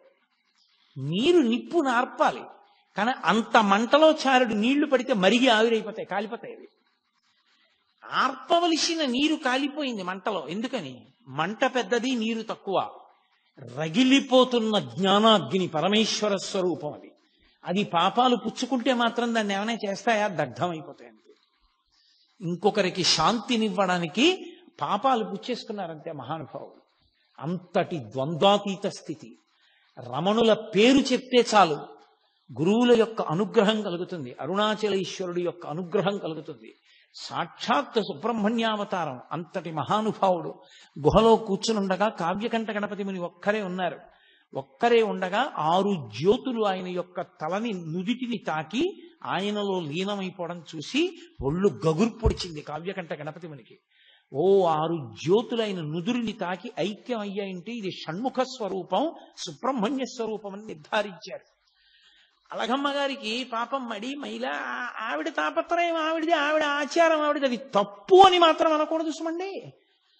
నేను మీతో తరచుగా మనవి చేస్తున్నాను, జ్ఞానికి ఇవేం ఉండవు. జ్ఞాని వీటన్నింటికన్నా అతీతమైన స్థాయిలో ఉంటాడు, ఏ ప్రతిస్పందన ఉండదు. కానీ రమణ భగవానుల్ని చూసి మీరు కూడా అంటే మనం కూడా అలా ఉందాం అనుకుంటే తప్పు. ఆ స్థాయికి చేరకుండా అలా చేయకూడదు, చాలా పొరపాటు, అలా ఉండకూడదు. ఆవిడ ఉల్లిపాయ వేనిచ్చేవారు కాదు, ఉల్లిపాయ వేకండి, ఉల్లిపాయ తినకూడదు అనేవారు. ములక్కాడ పట్టుకొస్తే ములక్కాడ వేనిచ్చేవారు కాదు, భిక్షాన్నం ఏమిటని ఆవిడే పోయి పెట్టుకుని వండుకుంటూ ఉండేవారు. నేను పెట్టుకుంటాను కొడుకు అంటుండేవారు. రమణులు ఆవిడ్ని చూసి పరిహాసం ఆడేవారు. మా అమ్మ మోక్షానికి ఎడుతూ ఉంటే ఉల్లిపాయలు పర్వతాలై అడ్డుపడిపోతాయి, ములక్కాడలు అరణ్యాలు అయిపోయి చిక్కుపోతుంది, అందుకని మా అమ్మ తిందంటుండేవారు. ఆవిడ నేను అమ్మని కాబట్టి నేను పెడితే తినాలి, నాతో మాట్లాడాలనేది. ఆయన అనేవారు, ఎవరు అమ్మ? నాకు అందరు అమ్మలే తప్ప నువ్వు ఒక్కదానివే నాకు అమ్మవి కావు, నాకు లోకమంతా తల్లులే అనేవారు. ఆయన దృష్టికోణం అది. అలా రమణుల గురించి చదివి నేను అనకూడదు, నేను మా అమ్మని గౌరవించాలి, మా అమ్మకి నమస్కారం చేయాలి. అవునమ్మా నువ్వు నా తల్లి అనాలి. నేను ఇంకా రమణుల స్థాయికి పొందలా. రమణుల స్థాయిని పొందిన నాడు నేను అలా మాట్లాడాలని ప్రయత్నం చేయక్కర్లా, ఆ మాట అప్పుడు అదే వస్తుంది. అంతేకాని జ్ఞానిని చూసి ఎన్నడూ అనుకరించరాదు. రమణులు అన్నారు కదా అని అనే ప్రయత్నం చేయకూడదు, అది చాలా పొరపాటు. ఇవాళ చాలా చోట్ల చాలా మంది చేసే పెద్ద పొరపాటు అక్కడే చేస్తారు. అలా చేయకూడదు. జ్ఞానిని అనుకరిస్తే భంగపాటు పొందుతారు. ఎందుకో తెలుసా? మీ అనుష్ఠానం పోతుంది. జ్ఞాని కాకుండా జ్ఞానిలా ప్రవర్తిస్తే పరమ ప్రమాదం. ఏది? రమణులు అన్నారు, నువ్వు అన్నావు తల్లిని, రమణులు భిక్షాన్నం తింటారు, నువ్వు తింటావా? రమణులని జటాస్వామి ఆ తర్వాత బాలానంద స్వామి అలా ప్రవర్తించిన ఆయన అలా ఉండగలరు, నువ్వు ఉండగలవా? ఉండగలిగితే అలా కూడాను. జ్ఞాని స్థితిని చూసి జ్ఞాని ఎలా ఉన్నాడో అలా నువ్వు ఉండే ప్రయత్నం చేస్తే చాలా ప్రమాదం వస్తుంది. అలా ఎప్పుడూ చేయకూడదు. ఆచారకాండే. రమణులు అలా అన్నారు అంటే అది ఆయన స్థాయి. అటువంటి భగవానుల దగ్గరికి ఒకప్పుడు కావ్యకంఠ గణపతి ముని వచ్చారు. నేను కావ్యకంఠ గణపతి ముని గురించి కేవలం 1-2 వాక్యాలు చెప్పి వదిలేశాను అనుకోండి, అంతకన్నా అన్యాయమైన విషయం ఇంకోటి లేదు రమణతత్వం చెప్పేటప్పుడు. ఎందుకంటే రమణులకు కావ్యకంఠ గణపతి మునికి అంత సాన్నిహిత్యం. కావ్యకంఠ గణపతి ముని గురించి చెప్తే రమణుల గురించి చెప్పాలి, రమణుల గురించి చెప్తే కావ్యకంఠ గణపతి ముని గురించి చెప్పాలి. ఇద్దరిని విడదీసి ఇద్దరి జీవితాలు వేరు వేరు, ఆయన గురించి ఆయనలా చెప్తాను, ఈయన గురించి ఈయనలా చెప్తానంటే అసలు చెప్పడం కుదరదు, పరిపూర్ణం అవ్వదు. అందుకే నేను ప్రత్యేకంగా రేపటి రోజున కావ్యకంఠ గణపతి ముని, భగవాన్ రమణులు వాళ్ళిద్దరి విశేషాల్ని రేపటి రోజున మీతో మనవి చేస్తాను. ఇవాళ ఒక్క విషయమే చెప్తాను. కావ్యకంఠ గణపతి ముని విఘ్నేశ్వరుడి యొక్క అనుగ్రహం చేత జన్మించిన కారణ జన్ముడు, మహావిద్వాంసుడు. ఆయన అపారమైనటువంటి శిష్యులు ఆయనకి. ఆయన ఒకసారి రమణుల దగ్గరికి వచ్చారు. వచ్చి తపస్సనగా ఏమి అని అడిగారు. నాకు నిజంగా తెలుసుకోవాలనుంది, మంత్రజపంతో తపస్సుని పొందాలి అంటే ఏం చెయ్యాలి, జపంలో ఏది తపస్సు అని అడిగారు. అంతటి మహావిద్వాంసు రమణ మహర్షి అన్నారు, నోరు విప్పి మాట్లాడారు. మంత్రజపం చేసినప్పుడు ఆ మంత్రం యొక్క స్వరం ఎక్కడ నుంచి బయటికి వస్తోందో ఆ మూల స్థానంలోకి లయమైపోవడమే జపం. మాట మాట్లాడుతున్నప్పుడు ఆ మాటలన్నీ ఎక్కడ ఉత్పత్తి అవుతున్నాయో ఆ ఉత్పత్తి అవుతున్న స్థానంలోకి లయమైపోవడమే తపస్సు. దీనికే తపస్సు అంటారన్నారు. అనగానే వెంటనే సంస్కృతంలో రమణ పంచకం చదివారు కావ్యకంఠ గణపతి ముని. చదివి, మహానుభావ, ఎన్నో గ్రంథాలు చదివాను కానీ ఇలా చెప్పిన వాణ్ణి నేను చూడలేదు. వెంకటరామన్ అని పిలుస్తున్నారు. కాదు, ఈయనకి నేను సరి అయిన పేరు ఇప్పుడు నేను ఉంచుతున్నాను. ఇక ఇవాళ నుంచి ఇన్ని అందరూ రమణ మహర్షి అని పిలవండి. ఈయన రమణ, లోకములను రమింప చేస్తారు కాబట్టి మహర్షి. ఎందుకు మహర్షి అంటున్నానంటే, ఊర్ధ్వరేతస్కుడై, శాపానుగ్రహ సమర్థుడై, ఇంద్రియములను గెలిచినటువంటి వాడై, పరమేశ్వర తత్వాన్ని జీర్ణం చేసుకున్నవాడై, బ్రహ్మమును తెలుసుకుని బ్రహ్మముగా నిలబడినవాడు కాబట్టి త్రికాలవేది కనుక ఇన్ని మహర్షి అని పిలుస్తున్నాను. భగ, అది ఉన్నవాడు భగవానుడు, పరమేశ్వరుడు అని పిలుస్తాం. భగము అంటే 6 ఉండాలి. ఆ 6 ఐశ్వర్యము, సమగ్రత్వము, ధర్మము, యశస్సు, శ్రియము, జ్ఞానము, వైరాగ్యము. ఈ 7 ఉంటే భగవంతుడు అని పిలుస్తారు. ఈ 7 పుష్కళంగా ఆయన యందు ఉన్నాయి. అపారమైన తపస్సు చేత మహర్షి అయి ఈ 7టిని పరమేశ్వరుడితో సమానంగా పొందారు కనుక ఇక నుండి వీరిని భగవాన్ రమణ మహర్షి అని పిలవండి అన్నారు. కావ్యకంఠ గణపతి ముని పెట్టినటువంటి పేరే భగవాన్ రమణ మహర్షి అన్న పేరు తరువాతి కాలంలో లోకంలో ప్రచారమైంది. అటువంటి రమణులు అరుణాచల పర్వతం మీద తిరుగుతుండగా వారికి కేవలం మనుష్యులతోటి సంబంధం కాదు, మీరు తపోనిష్టాగరిష్ఠులైనటువంటి వారు ఉన్న ప్రదేశాలని పరిశీలనం చేస్తే అక్కడ వారి తపస్సు యొక్క ప్రకంపనల చేత, తప ప్రభావం చేత సమస్త జీవులు వాటి మధ్య ఉన్న వైరాన్ని మరిచిపోయి ఏది దేన్ని చెనకదు. ఆయన స్కందాశ్రమానికి వెళ్ళారు. శిష్యులందరూ కలిసి ఆ పైన నీటి కయ్య, మామిడి చెట్లు అవి ఉన్నాయని అక్కడ చదును చేసి 2 గదులు ఆయన ధ్యానం చేసుకోవడానికి పర్వత గుహలా ఉండేటటువంటి ఓ గదిని నిర్మాణం చేశారు. నిర్మాణం చేసి ఆయన సుబ్రహ్మణ్యావతారం అని స్కందాశ్రమము అని పేరు పెట్టారు. ఇప్పటికీ చూడొచ్చు, అరుణాచల పర్వతం ఎక్కి చూడొచ్చు స్కందాశ్రమాన్ని. ఆ స్కందాశ్రమంలో ఆయన ఉండే రోజుల్లో ఒక పెద్ద పాము ఒకటి వెడుతోంది. అందరూ భయపడేవారు. ఆయన దాన్ని తేరిపారి చూస్తున్నారు. అది ముందు నడుస్తోంది, రమణులు వెనకాతల నడుస్తున్నారు. కావాలని కాదు, ఆయన మానాన ఆయన వెడుతున్నారు, అది ముందు వెడుతోంది. అది ఒక 2 రాళ్ల మధ్యలోకి వెళ్ళింది. వెళ్ళి కొంచెం ఇరుకున పడినట్టు అనిపించింది దానికి. ఆయన వెనకనే నడుస్తూ దగ్గరగా వచ్చారు. అదొక్కసారి తలెత్తి పడగ విప్పింది. ఆయన దాని కళ్ళల్లోకి అలా చూశారు. అది పడగ వాల్చేసి ఆయన పాదాల దగ్గరికి వచ్చింది. అది అప్పటి నుంచి రమణ మహర్షి శరీరం మీద ఎక్కి తిరిగే ప్రయత్నం చేస్తుండేది. అది ఆయన కాళ్ళు పట్టుకుని కాళ్ళు ఎక్కాలని చూసేది. ఏది? ఒక భయంకరమైన సర్పం. ఆయన దగ్గరకు వస్తే సమస్త ప్రాణులు శాంతి పొందేవి. ఆయన సోఫాలో కూర్చుని ఉండగా ఒక ఆయన 2 చిరుతపులి పిల్లల్ని తీసుకొచ్చాడు. అవి అకస్మాత్తుగా ఎగిరి సోఫా మీదకి ఎక్కితే 2 చిరుతపులి పిల్లలు ఏమవుతాయో అనుకున్నారు. ఆయన రెండిటిని దగ్గరికి తీసుకుని 2 చిరుతపులి పిల్లల మీద చేతులు వేశారు. అవి పిల్లి పిల్లల్లా కళ్ళు మూసుకుని ఆయన తొడ మీద తలలు పెట్టుకు పడుకున్నాయి. దాన్ని ఫోటోలు కూడా తీశారు కొంతమంది ఆ కాలంలో. అవి చాలా అలభ్యం, చాలా కష్టం మీద దొరుకుతాయంటారు. అలాగే కోతులలో తెగలు ఉంటాయి. ఒక తెగకి ఇంకొక తెగకి పడదు. 2 తెగలు దెబ్బలాడుకుని విపరీతంగా కొట్టుకునేవి. కోతికి కృతజ్ఞత ఎక్కువ. కోతి కృతజ్ఞత ప్రకటించదు. అది దాని లక్షణం. దాని లక్షణాల్లో ఒకటి కోతికి. అది 2 తెగలు దెబ్బలాడుకుని రమణులు విరూపాక్ష గుహ బయట ఉండగా వచ్చి చెట్ల మీద కూర్చుని ఇటువైపు కొన్ని వేల కోతులు అటు కొన్ని వేల కోతులు కూర్చుని కిచకిచలాడుతూ దీని రాజు దాని రాజు పరస్పరం చాడీలు చెప్పుకునేవి. ఇటు తిప్పి వినేవారు. ఆఖరికి మీరు ఇలా దెబ్బలాడుకోకూడదు, మీ తప్పే, క్షమార్పణ చెప్పు, వెళ్ళిపోండి అంటే అది కిచకిచలాడి వెళ్ళిపోయేది. ఆయనకి ఎలా అర్థమయ్యేది? కోతి కిచకిచలాడితే ఆయనకి ఎలా తెలుసు? అన్ని వేల కోతులు తీర్పుగా ఆయన దగ్గరికి ఎందుకు వస్తాయి అంటే, మనిషి యొక్క మనసులో ఉన్న భావాలు అర్థం చేసుకోవడానికి భాష ఏమో కానీ ఆ మనసు కూడా భావాన్ని ఏ ఆత్మ ప్రకాశం వల్ల పొందుతుందో ఆ ఆత్మగా నిలబడగలిగిన వాడికి ఎదుటి ఆత్మలోని భావనలు ఎందుకు తెలుసుకోలేడు? అందుకని ఆయనకి ఇంకా భాషతో సంబంధం ఉండేది కాదు. ఒకప్పుడు ఆయన ఆశ్రమంలో ఉన్నప్పుడు నేపాల్ దేశం నుంచి ఆ రాజుగారి యొక్క సామంతరాజు వచ్చి నేను రమణ మహర్షితో మాట్లాడాలన్నాడు. నీకు తమిళం వచ్చా అన్నారు. తమిళం రాదు, గోర్ఖా భాష మాట్లాడతాడు ఆయన. గోర్ఖా భాష మహర్షికి రాదన్నారు. నేను మాట్లాడతానన్నాడు. రమణ మహర్షి వచ్చి సోఫాలో కూర్చున్నారు. ఈయన వెళ్ళి గోర్ఖా భాషలో ఏవేవేవో అడిగాడు. ఆయన కళ్ళల్లోకి అలా చూశారు ఒక 5 నిమిషాలు. మహానుభావ, చాలా సంతోషం, నాకు అంతా అర్థమైపోయింది, వెళ్ళిపోయాడు. వాళ్ళ రాజుగారికి చెప్పాడు. వాళ్ళ రాజుగారు వచ్చి వీరికి అన్నీ అర్థమైపోయాడు, మీరు చెప్పినవన్నీ గూర్ఖా భాషలో ఈయనకి చెప్పినవన్నీ మాకు చెప్పాడని చెప్తుంటే హాల్లో ఉన్న వాళ్ళందరూ నవ్వారు. రమణ మహర్షి గూర్ఖా భాషలో ఇవన్నీ చెప్పడం ఏమిటారు? ఆయన చూశారంతే అర్థమైపోయేది.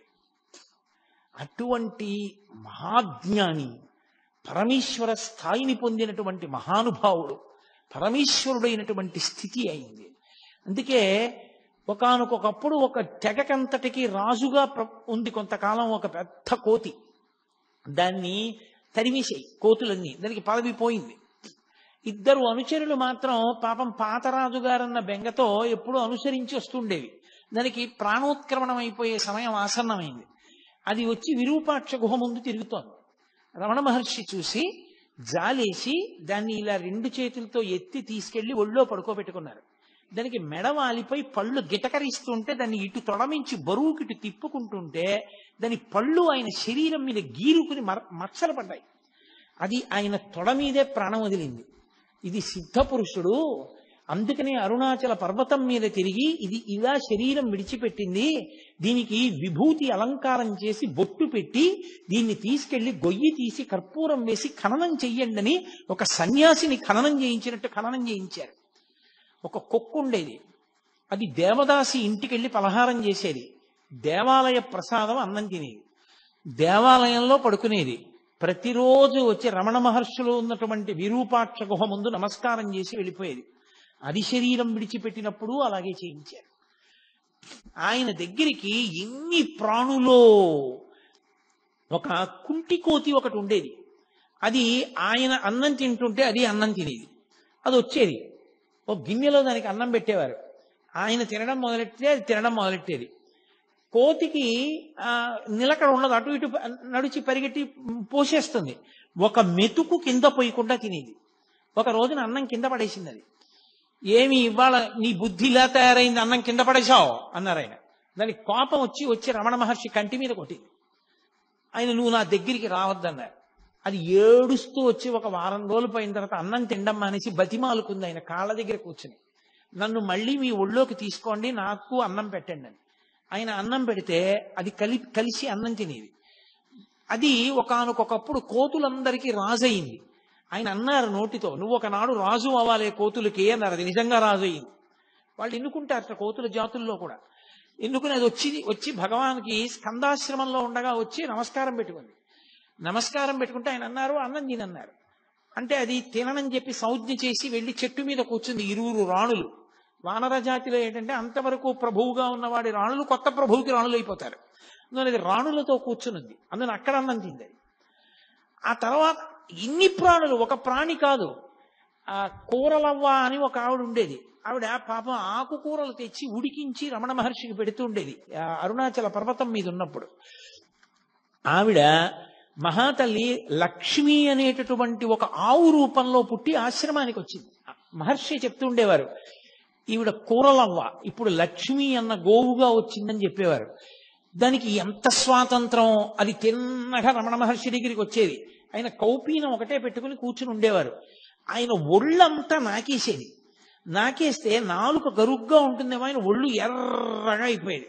ఎర్రగా అయిపోయిన తర్వాత వెళ్ళిపోయేది. ఆయన హాల్లో కూర్చుని ఉంటే వచ్చి ఆయనకి రోజు ప్రదక్షిణం చేసి, అది రాత్రి పడుకోవడానికి వెళ్ళిపోయే ముందు ఆయనకి ప్రదక్షిణం చేసి నమస్కారం చేసి వెళ్ళిపోయేది. గోశాల కట్టారు. గోశాల కడితే గోశాలలోకి ఆ ఆవుని పంపిస్తున్నారు. అది వెళ్ళలేదు. ఎంత తోసినా వెళ్ళలేదు. అది అందరినీ తప్పించుకుని పరిగెత్తుకుంటూ హాల్లోకి వచ్చి రమణ మహర్షి ముందు నించుంది. ఆయనకు అర్థమైంది, ఓ నేను గృహప్రవేశం చేస్తున్నాను గోశాలలోకి, మీరు లేకపోతే ఎలా రమ్మంటోందని. ఆయన లేచి వచ్చారు. ఎందుకు దాన్ని అలా ఇబ్బంది పెడతారు, అది నేను వచ్చాక గృహప్రవేశం చేస్తానంటోందన్నారు. అప్పుడు భగవానులతో కలిసి అది గృహప్రవేశం చేసింది. దానికి అంత చేరిక, ఎంతమందిలో ఉన్నా సరే అది టీవీగా నడిచి వచ్చి రమణ మహర్షి దగ్గరికి వచ్చి ఆయన్ని నాకేసి ఆయనకి ప్రదక్షిణం చేసి నమస్కారం చేసి వెళ్ళిపోయేది. ఆఖరణ దానికి ప్రాణం పోయేటప్పుడు కూడా అలాగే ఉగ్గపట్టుకుంది ప్రాణాలు. రమణ మహర్షి వెళ్ళి దగ్గర కూర్చుని ఒళ్ళో తల పెట్టుకుని, ఏమ్మా బాధగా ఉందా లక్ష్మి అని ఒళ్ళు నిమురుతుంటే ఆయన వంకే చూస్తూ ప్రాణం వదిలేసి. ఇప్పటికీ రమణ మహర్షి ఆశ్రమంలో సమాధులుంటాయి. వెనక్కి వెళ్ళి చూస్తే అందులో ఆ లక్ష్మి గోవు అని ఆవు బొమ్మేసి సమాధి ఉంటుంది. అది ఒక సిద్ధయోగి చిట్ట చివరికి ఇలా వచ్చి ఒక గోవు రూపంలో సేవించిందని ఆయన దానికి సన్యాసిని ఎలా పూడుస్తారో అలా ఖననం చేసి సమాధి నిర్మాణం చేశారు. అలా ఒక కాకి ఒక గ్రద్ద పొడిస్తే వచ్చి రమణ మహర్షి దగ్గర పడిపోయింది. ఆయన దాన్ని ఒళ్ళో పెట్టుకునేవారు. అది అలా వారం రోజులు ఉండి ఆయన ఒళ్ళోనే పడుకుని ఒళ్ళోనే ఉండి ఒళ్ళోనే వదిలిపెట్టేసింది ప్రాణం. ఉడతలు పరిగెడుతూ ఆయన దగ్గరికి వచ్చి ఆయన ఒంటి మీద ఎక్క ఆడుకుంటూ ఉండేవి. ఆయన జీడిపప్పు తెచ్చి చేతిలో పట్టుకుంటే తినమంటే తినేవి కావు. ఉడతలన్నీ వచ్చి చుట్టూ చేరితే ఆయన ఒక్కొక్క జీడిపప్పు పెడితే ఈ ఉడతలన్నీ తింటూ ఉండేవి. పాము వచ్చి పడగపట్టి నించునేది. నెమలు వచ్చి అక్కడ నించునేది. నెమలి పావుని కొట్టేది కాదు, పావు నెమల్ని చూసి భయపడేది కాదు. అన్ని ఉడతలు ఆయన ఒంటి మీద తిరుగుతూ ఆడుకుంటూ ఉండేవి. పూర్వం మనం కాశీఖండంలో అగస్త్య మహర్షి యొక్క ఆశ్రమం గురించి చదివితే ఎంత విచిత్రంగా ఉంటుందో. ప్రాణులు తమ మధ్య వైరాన్ని కూడా మరిచిపోయి ఎలా తిరుగుతాయని చెప్తారో అలా తిరుగుతూ ఉండేవి ప్రాణులన్నీ ఆయన దగ్గర. జాక్ అని ఒక కుక్క, ఎంత విశ్వాసం మహర్షి అంటే! అంత విశ్వాసం ఉన్న కుక్క అది భీష్మాచార్యుల వారిలా ఉత్తరాయణ పుణ్యకాలం వచ్చే వరకు ప్రాణాలు ఒగ్గపట్టుకుని అపరభీష్ముడిని పిలిచారాయన దాన్ని.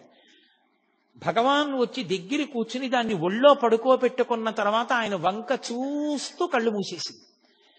ఇప్పటికి జాక్ ది డాగ్ అని రాసి ఆ కుక్కకి కూడా సిద్ధ పురుషుడు ఆఖరిసారి ఇలా శరీరం విడిచిపెట్టారని దానికి సమాధి కట్టించారు. త్రికాలవేది, ఎక్కడ ఎన్ని ప్రాణులు ఆయన కోసం వస్తే అన్ని ప్రాణులతో మాట్లాడుతుండేవారు. అన్నీ ఆయనని చూసి పరవశించిపోతుండేవి. ఇన్ని ఆయన చుట్టూ చేరుతుండేవి. భగవంతుడి చుట్టూ సమస్త ప్రాణులు ఎలా తిరుగుతాయో రమణుల చుట్టూ అలా తిరుగుతుండేవి. అలగమ్మ గారు స్కందాశ్రమంలోకి వెళ్ళిన తర్వాత ఆవిడికి అనారోగ్యం వచ్చి ఇక ప్రాణోత్క్రమణం అయిపోయే సమయం ఆసన్నం అయిపోయింది. ఇక మాట పోయింది. ఆవిడ్ని పడుకోబెట్టి ఇప్పటికీ ఉంటుంది ఆ గది. అలగమ్మ గారికి మోక్షం ఇచ్చిన గది అని రాసుంటుంది. మనం లోపలికి వెళ్ళి చూడొచ్చు. ఆ గదిలో అమ్మ దగ్గర కూర్చుని అమ్మ గుండెల మీద కుడి చేయి పెట్టి అమ్మ తల మీద ఎడం చేయి పెట్టి పట్టుకున్నారు. తెల్లవారుజామున కూర్చున్న వ్యక్తి రాత్రి 8 గంటలకి లేచారు. లేచి అమ్మ మోక్షం పొందింది అన్నారు. అందరు ఆశ్చర్యపోయారు, ఏమైందన్నారు. అమ్మ చేసుకున్న కర్మల వల్ల, వాసనాబలం వల్ల కొన్ని వేల జన్మలు ఎత్తాలి. ఆ కొన్ని వేల జన్మల్ని అమ్మతో సూక్ష్మ రూపంలో అనుభవింపచేసేశాను. సూక్ష్మ శరీరంతో అనుభవించేసింది, కర్మలన్నీ నశించిపోయాయి. ఇప్పుడు అమ్మ మళ్లీ పుట్టడానికి ఏ కర్మలు లేని స్థితిలో తన శరీరాన్ని విడిచిపెట్టేసింది. కాబట్టి అమ్మ సిద్ధి పొందింది. అందుకే అమ్మ చనిపోయిందంటే ఆయన ఒప్పుకునేవారు కాదు, సిద్ధి పొందింది. కాబట్టి ఒక సన్యాసి శరీరాన్ని ఎలా ఖననం చేస్తారో అలా ఖననం చేద్దామన్నారు. 8 గంటలకి, నేను అదే మీతో చెప్తున్నది, ఒక జ్ఞానికి చెల్లుతుంది, మనకి చెల్లదు. వెంటనే 8 గంటలకి ఆయన అమ్మగారి శవం దగ్గర నుంచి లేచొచ్చి కూర్చుని అన్నం తిన్నారు. ఆయనకి జ్ఞానికి విధి నిషేధము ఉండవు, సామాన్య సాధకుడు కలా కాదు, అలా చేయడానికి వీలు లేదు. రమణ మహర్షి జీవితాన్ని చదివి రమణ మహర్షి యొక్క స్థితిని అర్థం చేసుకునే ప్రయత్నం చేయండి తప్ప రమణులు చేసినవి అనుకరించే ప్రయత్నం ఎప్పుడూ చేయకూడదు. అది ఏదో నాటకంలో పాత్ర వేసినట్టు ఉంటుంది తప్ప నిజ జీవితంలో ఎదగడం మాత్రం కాదు. అది క్రమక్రమంగా సాధన చేత జ్ఞాని కావాలి తప్ప అకస్మాత్తుగా ఏవో కొన్ని పనులు చేసి నువ్వు జ్ఞాని అయిపోయావు అనుకుంటే చాలా చాలా ప్రమాదం. అది గతి తప్పిపోతాడు, సాధనలో కిందకి వెళ్ళిపోతాడు, పరమ ప్రమాదం అది. సరే, నేను దాని గురించి హెచ్చరికతో కూడిన ప్రసంగం ఎందుకు చెయ్యాలి, రమణతత్వం గురించి మాట్లాడే ప్రయత్నం చేస్తాను. ఆయన ఆ మూడో తమ్ముడు మహానుభావుడు, పెద్ద ఆయన ఎలాగో నాగస్వామి శరీరం వదిలిపెట్టారు, రెండో ఆయన భగవాన్ రమణులైపోయారు, మూడో ఆయన తన భార్య చనిపోయింది, ఆ కొడుకుని తీసుకెళ్లి చెల్లెలు అలివేలు మంగ దగ్గర వదిలేశారు. ఆ నాగసుందరం గారు నేను ఒక్కడిని మాత్రం ఉండిపోవడం ఎందుకని, ఇక అళగమ్మ గారు అక్కడే ఉంది కదా అని చెప్పి ఆయన కూడా సన్యాసం తీసుకున్నారు. తీసుకుని నిరంజనానంద స్వామి అన్న పేరుతో ఆయన కూడా విరూపాక్ష గుహలోనే ఉండేవారు. ఈ తల్లి శరీరాన్ని పట్టుకుని కొండ కిందకి దిగారు. అప్పటికి శ్మశానం, ఇప్పుడు రమణాశ్రమం ఏదుందో అది శ్మశానంలో అంతర్భాగం. అప్పుడు ఆ శ్మశానంలోనే ఒక గొయ్యి తీసి గోతిలో అమ్మ శరీరాన్ని ఉంచారు. ఉంచగానే ఎవరో కాశీ నుంచి శివలింగం తీసుకొచ్చారు. వెంటనే అమ్మగారి సమాధి మీద ఆ శివలింగాన్ని ఉంచి, దీని పేరు మాతృభూతేశ్వరాలయము, అమ్మగా మారిన పరమేశ్వరుడు లేదా పరమేశ్వరుడైన అమ్మ అన్న పేరుతో అమ్మకి గుడి కట్టారు, మాతృభూతేశ్వరాలయం అని. అప్పటికి గుడేం లేదు. కొన్నాళ్లు పోయిన తర్వాత రోజు కొండ దిగొచ్చి నిరంజనానంద స్వామి పూజ చేసేవారు. రోజు రావడం వెళ్ళడం కష్టంగా ఉందని 4 తాటాకులతో చిన్న పందిరేసుకుని ఆ శ్మశానంలోనే సమాధి పక్కన ఉంటూ ఉండేవారు ఆయన.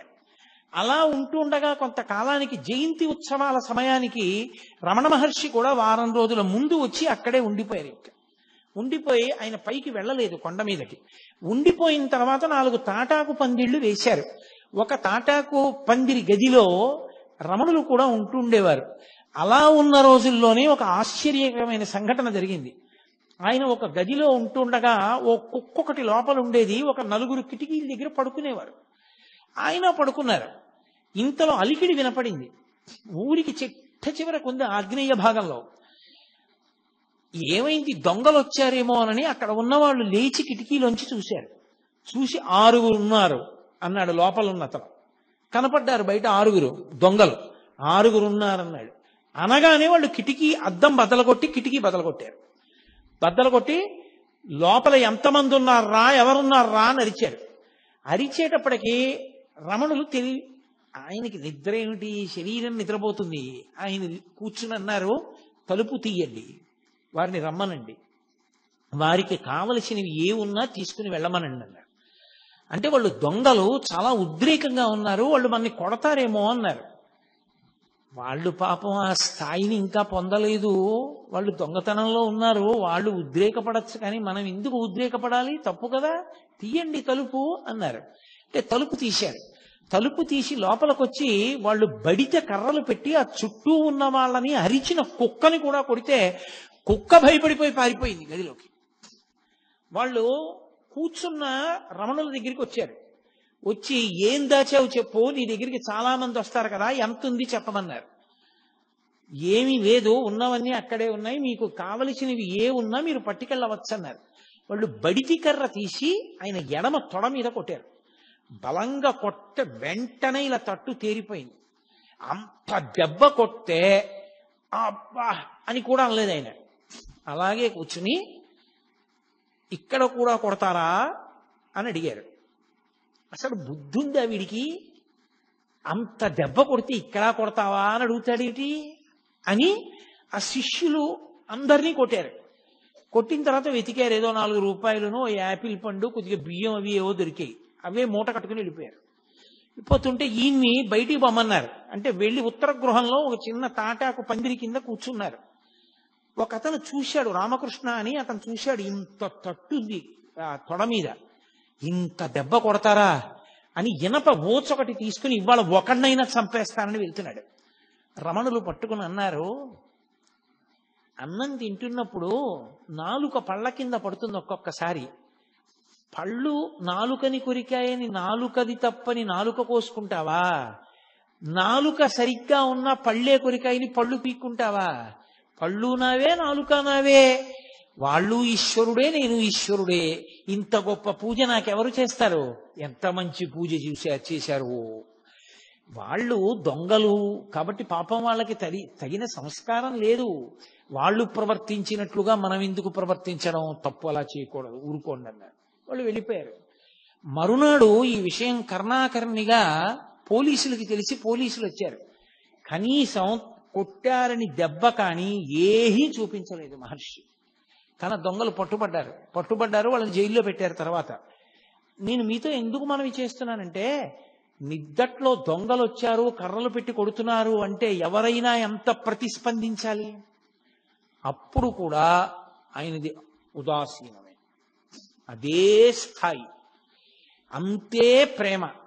అమ్మని పిల్లాడు పిలిచి ఎవరితోనో మాట్లాడుతుంటే అమ్మ పలకలేదని కోపం వచ్చి చెళ్ళని చెంపకాయ కొడితే ఏమిటది అని ఊరుకున్న అమ్మలా, పిల్లవాడికి తెలియదని క్షమించేసిన తల్లిలా, క్షమించేయడమే తప్ప కనీసం దొంగల మీద ఒక చిన్న కంప్లైంట్ ఇవ్వలేదు.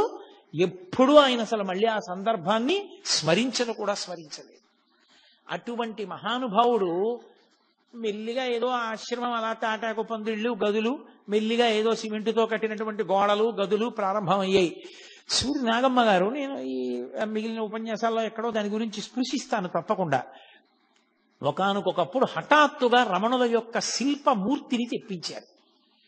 ఆవిడ తెల్లబోయారు సూర్యనాగమ్మ గారు. ఇదెందుకు ఈ శిల్పం అన్నారు. ఏమో, ఇక శిల్పం అవసరం వచ్చిందేమో అన్నారు.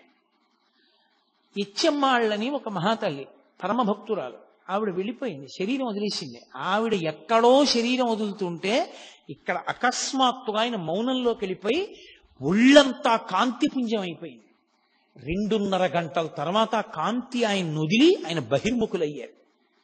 ఖచ్చితంగా ఎన్ని గంటలకు ఆయన్ని కాంతిపుంజం పట్టుకుందో, ఆయన మౌనంలోకి వెళ్ళిపోయారో, ఖచ్చితంగా ఆ సమయానికే ఇచ్చమ్మాళ్ళు అక్కడ శరీరం వదిలేసింది. పరమ భక్తురాలు ఆవిడ. ఆయన దగ్గరికి వచ్చి చెప్పారు వాళ్ళు, ఇచ్చమ్మాళ్ళు వెళ్ళిపోయిందని. తెలుసు ఇచ్చమ్మాళ్ళు వెళ్ళిపోయింది అని. ఆయన అన్నారు, ఆవిడికి సమయం ఆసన్నమైంది, దీనికి ఎప్పుడో అన్నారు. అది మొట్టమొదటి మాట అవతార పరిసమాప్తికి. అందరూ హడిలిపోయారు, ఏమిటి ఇలా అంటున్నారని. తరువాతి కాలంలో మెల్లగా సర్కోమా పొడసూపింది. ఎడమ చేతి మోచేతి పైన ఒక చిన్న గడ్డలా ఒకటి వచ్చింది. వచ్చి అది మెల్లిగా పెద్దదై అది బద్దలై అందులోంచి నెత్తురు కారడం మొదలుపెట్టింది.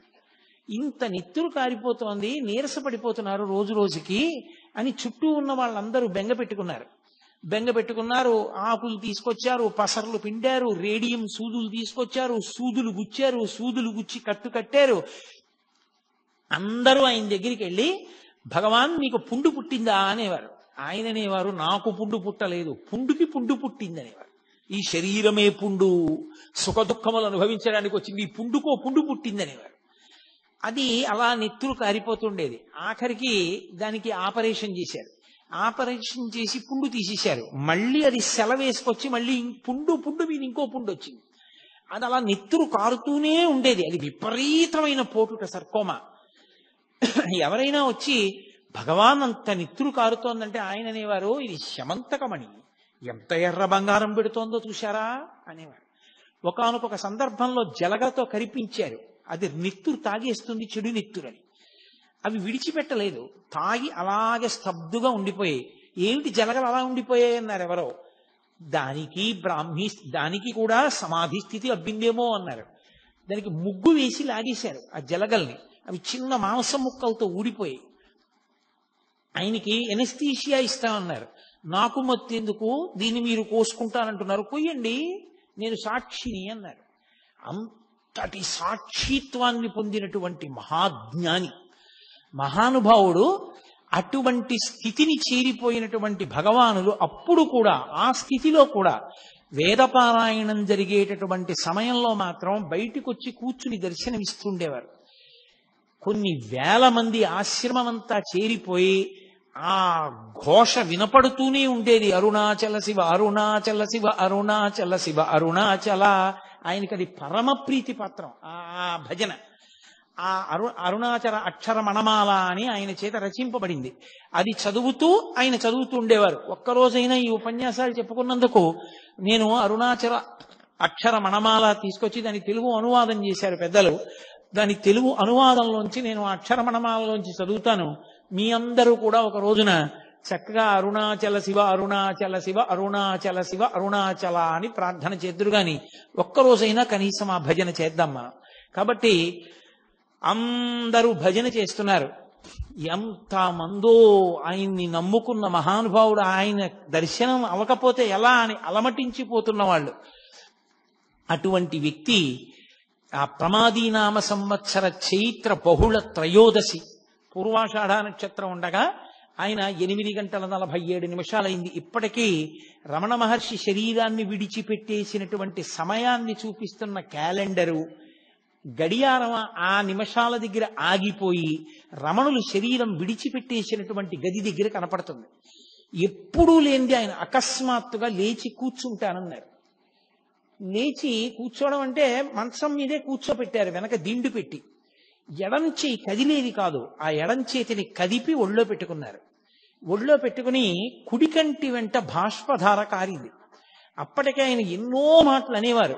ఒళ్ళు వణికిపోయి జ్వరం వచ్చేస్తే ఆయన్ని పట్టుకోబోయారు. పట్టుకోబోతే గుడారంలో ఏనుగుని దూరిస్తే ఆ ఏనుగు గుడారంలో ఉండలేక గుడారం కదిలినట్టు ఇక ఈ చిన్న శరీరంలో ఉండలేనని ఆత్మ కదులుతోందనేవారు. మహానుభావుడు ఎంతటి స్థితప్రజ్ఞుడు. ఆయనకి ఆపరేషన్ చేసిన తర్వాత చాలా చల్లగా ఉంది, వెచ్చగా ఉంటుందని మంచం కిందకి తీసుకొచ్చి ఆయన అంతేవాసులు హీటర్ పెట్టారు. తెల్లవారేటప్పటికి ఒళ్ళంతా వాచిపోయి బద్దలైపోయి నెత్తురు కారుతున్నట్టు అయిపోయింది. డాక్టర్లను పిలిచారు. వాళ్ళు పరిగెత్తుకొచ్చన్నారు, ఎవరు పెట్టారు హీటరు? హీటర్ పెట్టకూడదు, పెడితే ఒళ్ళంతా కూడా వాచిపోతుంది, ఎవరు పెట్టారని అడిగారు. అడిగితే మేమే పెట్టామన్నారు. వాళ్ళు తెలియక వెచ్చగా ఉంటుందని పెట్టామన్నారు. మరి ఇంత బాధపడిపోతూ ఒళ్ళంతా వాచిపోయిందే, ఎందుకు పిలవలేదు మమ్మల్ని అని అడిగారు. ఆయన అన్నారు, వారేమో దీన్ని కోశారు, కోసి ఇది బాగుంటుందని వారన్నారు. వారేమో మంచం కింద హీటర్ పెట్టి దీనికి బాగుంటుందన్నారు. ఇదేమో నేను లొంగనంది. పైగా హీటర్ పెడితే నాకు నచ్చలేదని ఇదేమో ఇలా తయారైంది. వారి పంతం వారిది, వీరి పంతం వీరిది, దీని పంతం దీనిది, ముగ్గురి పంతాలు చూస్తున్నాను తమాషా అన్నారు ఆయన. ఒక ఆయన అన్నాడు, అలా కాదు భగవాన్, ఇక్కడ ఆపరేషన్ చేస్తే మళ్ళీ వచ్చేస్తోంది, అందుకని ఎడం చేయి తీసేస్తా అన్నారు. ఆయన చిరునవ్వు నవ్వన్నారు, నా అదృష్టం, తల మీద పుడితే తలకొద్దురా అన్నారు. తప్ప అలా చేయి తీయించేసుకునేదో బతుకుదామన్నా ఆ శరీరంతో ఉండాలన్న కోరిక కూడా లేదు. ఆ క్షణం రానే వచ్చింది. ఇంతమంది ప్రార్థన చేస్తున్నారు. కుడికంటి వెంట బాష్పధార కారింది. అంటే పరమానందాన్ని పొందారమ్మయ్యా, అయిపోయింది శరీరం, ప్రారంధ కర్మ అయిపోయింది, వదిలిపెట్టేశాను శరీరాన్ని. కొన్ని వేల మంది చూస్తూ ఉండగా ఆ అరుణాచల క్షేత్రంలో ఆ ఊళ్ళో వాళ్ళు కూడా చూస్తుండగా ఆయనలోంచి ఒక జ్యోతి బయటికి వెళ్ళి నిలబడింది రమణాశ్రమంలో పైన. అందరూ ఆశ్చర్యంతో ఆ జ్యోతి వంక చూస్తూ వెలిగిపోతోంది అది ప్రకాశంతో. రాత్రి 8 గంటల 47 నిమిషాలు సమయం. అందరూ ఆ జ్యోతి వంక చూసి భగవాన్ రమణ అరుణాచల శివ, అరుణాచల శివ అని అరుస్తున్నారు. ఆ జ్యోతి క్రమక్రమంగా పైకెక్కుతూ అరుణాచల పర్వతానికి ప్రదక్షిణం చేస్తూ ఈశాన్య దిక్కుగా వెళ్ళి ఆ కొండలోకి కలిసిపోయింది. అంతే, అక్కడతో భగవాన్ రమణుల యొక్క శరీరం విడిచిపెట్టేశారు. విభూతి రాశారు, చందనం అలదారు, ఇంత అభిషేకమో చేశారు. అమ్మగారికి కట్టినటువంటి మాతృభూతేశ్వరాలయం పక్కనే పెద్ద గుంత తవ్వి కర్పూరాదులు వేసి ఆయన శరీరాన్ని అందులో పెట్టి మట్టి కప్పి ఆ పైన శివలింగాన్ని ఉంచారు. ఇప్పటికీ ప్రతిరోజు ఆ శివలింగం దగ్గర వేదపఠనం చేసి అభిషేకం చేసి అత్యద్భుతమైన అలంకారం చేస్తారు. ఎందరో దేశ విదేశాల నుంచి వచ్చిన వాళ్ళు అక్కడే కూర్చుని ఉపదేశ సారము మొదలైనవి చదువుకుని ఆ రమణ మహర్షి ఉన్న ప్రాంతానికి ఆ సమాధి ఆయన ఉన్న అధిష్టానం, శివలింగం ఉంటే అధిష్టానం అంటారు, దానికి ప్రదక్షిణం చేస్తూ ఉంటారు. ఆ పక్కనే ఒక బావి ఉంటుంది, దాన్ని రమణ బావి అంటారు. రమణ మహర్షి తల్లిగారు అళగమ్మ గారి శరీరం విడిచిపెట్టినప్పుడు సమాధి కట్టిన రోజుల్లో అక్కడ కావలసినంత నీరు దొరకకపోతే ఎక్కడికో పాలితీర్థానికి వెళ్ళి నీళ్లు పట్టుకొస్తుండేవారు. శవానికి నీళ్లు పోసినప్పుడు కూడా ఆ నీళ్లు అంత దూరం వెళ్ళి తెస్తున్నారని రమణ మహర్షి ఒక చోట కూర్చుని చేత్తో ఇలా అన్నారు. ఇలా అన్నారు కదా భగవానులని తవ్వారు. తవ్వితే అక్కడ జలపడింది. ఇప్పటికీ ఇది తిరువణ్ణామలై అంతా ఎండిపోతుంది, కానీ ఆ నూతిలో నీళ్లు మాత్రం ఎప్పుడూ ఎండవు. దాన్ని రమణబావి అని పిలుస్తారు. దాన్ని అఘశమన తీర్థము అని పిలుస్తారు. అఘములంటే పాపములు, పాపములను శమింపచేయగలిగిన తీర్థము రమణ తీర్థము, అఘశమన తీర్థము. రమణులు ఉన్నంత కాలం కూడా ఆ అందులో ఉన్నటువంటి తీర్థంతోటే మాతృభూతేశ్వరాలయంలో అర్చనలన్నీ జరుగుతుండేవి. మహానుభావుడు పుట్టినప్పుడు కనులు లేని కబోది ఒక జ్యోతి పుట్టిందిరా, వెలిగిపోతోంది పురుటి గదిలో అంది. మీతో మనవి చేశాను నేను మొదటి రోజున. ఆయన ఆఖరణ శరీరం విడిచిపెట్టినప్పుడు కొన్ని లక్షల మంది ప్రత్యక్షంగా జ్యోతి పైకెక్కి అరుణాచల పర్వతంలో, అరుణాచల శిఖరంలో కలిసిపోవడాన్ని చూశారు. అలా చూసిన వాళ్ళల్లో నాకు చాలా చాలా గొప్పగా నేను చెప్పుకోగలిగింది, నా జీవితంలో సంతోషకరమైన విషయం ఏమిటంటే, నా కూతుర్ని ఏ ఇంటికి ఇచ్చి పెళ్లి చేశానో, నా కూతుర్ని ఏ ఇంటికి ఇచ్చి పెళ్లి చేశానో ఆ నా వియ్యపురాలిని కన్న తండ్రి గారు కూడా అరుణాచలంలో రమణ మహర్షి యొక్క జ్యోతి వెళ్ళిపోతుండగా చూశాడు. చూసి ఆ రోజుల్లో ఆయన అదేమిటి జ్యోతి వెడుతోంది, రమణులకు ఏమైనా అయిందా అన్నారు. ఆ జ్యోతిని చూసి తిరువణ్ణామలై అంతా పరిగెత్తింది రమణాశ్రమానికి. ఏమైంది రమణులకని. ఆ జ్యోతి రూపంలో ఆయన వెళ్ళిపోయారు. జ్యోతిగా పుట్టి జ్యోతిగా వెళ్ళిపోయారు. జ్యోతి స్వరూపడిన సుబ్రహ్మణ్యుడిగా, సుబ్రహ్మణ్యావతారంగా, సద్గురువుగా, మహాజ్ఞానిగా, గొప్ప వైరాగ్య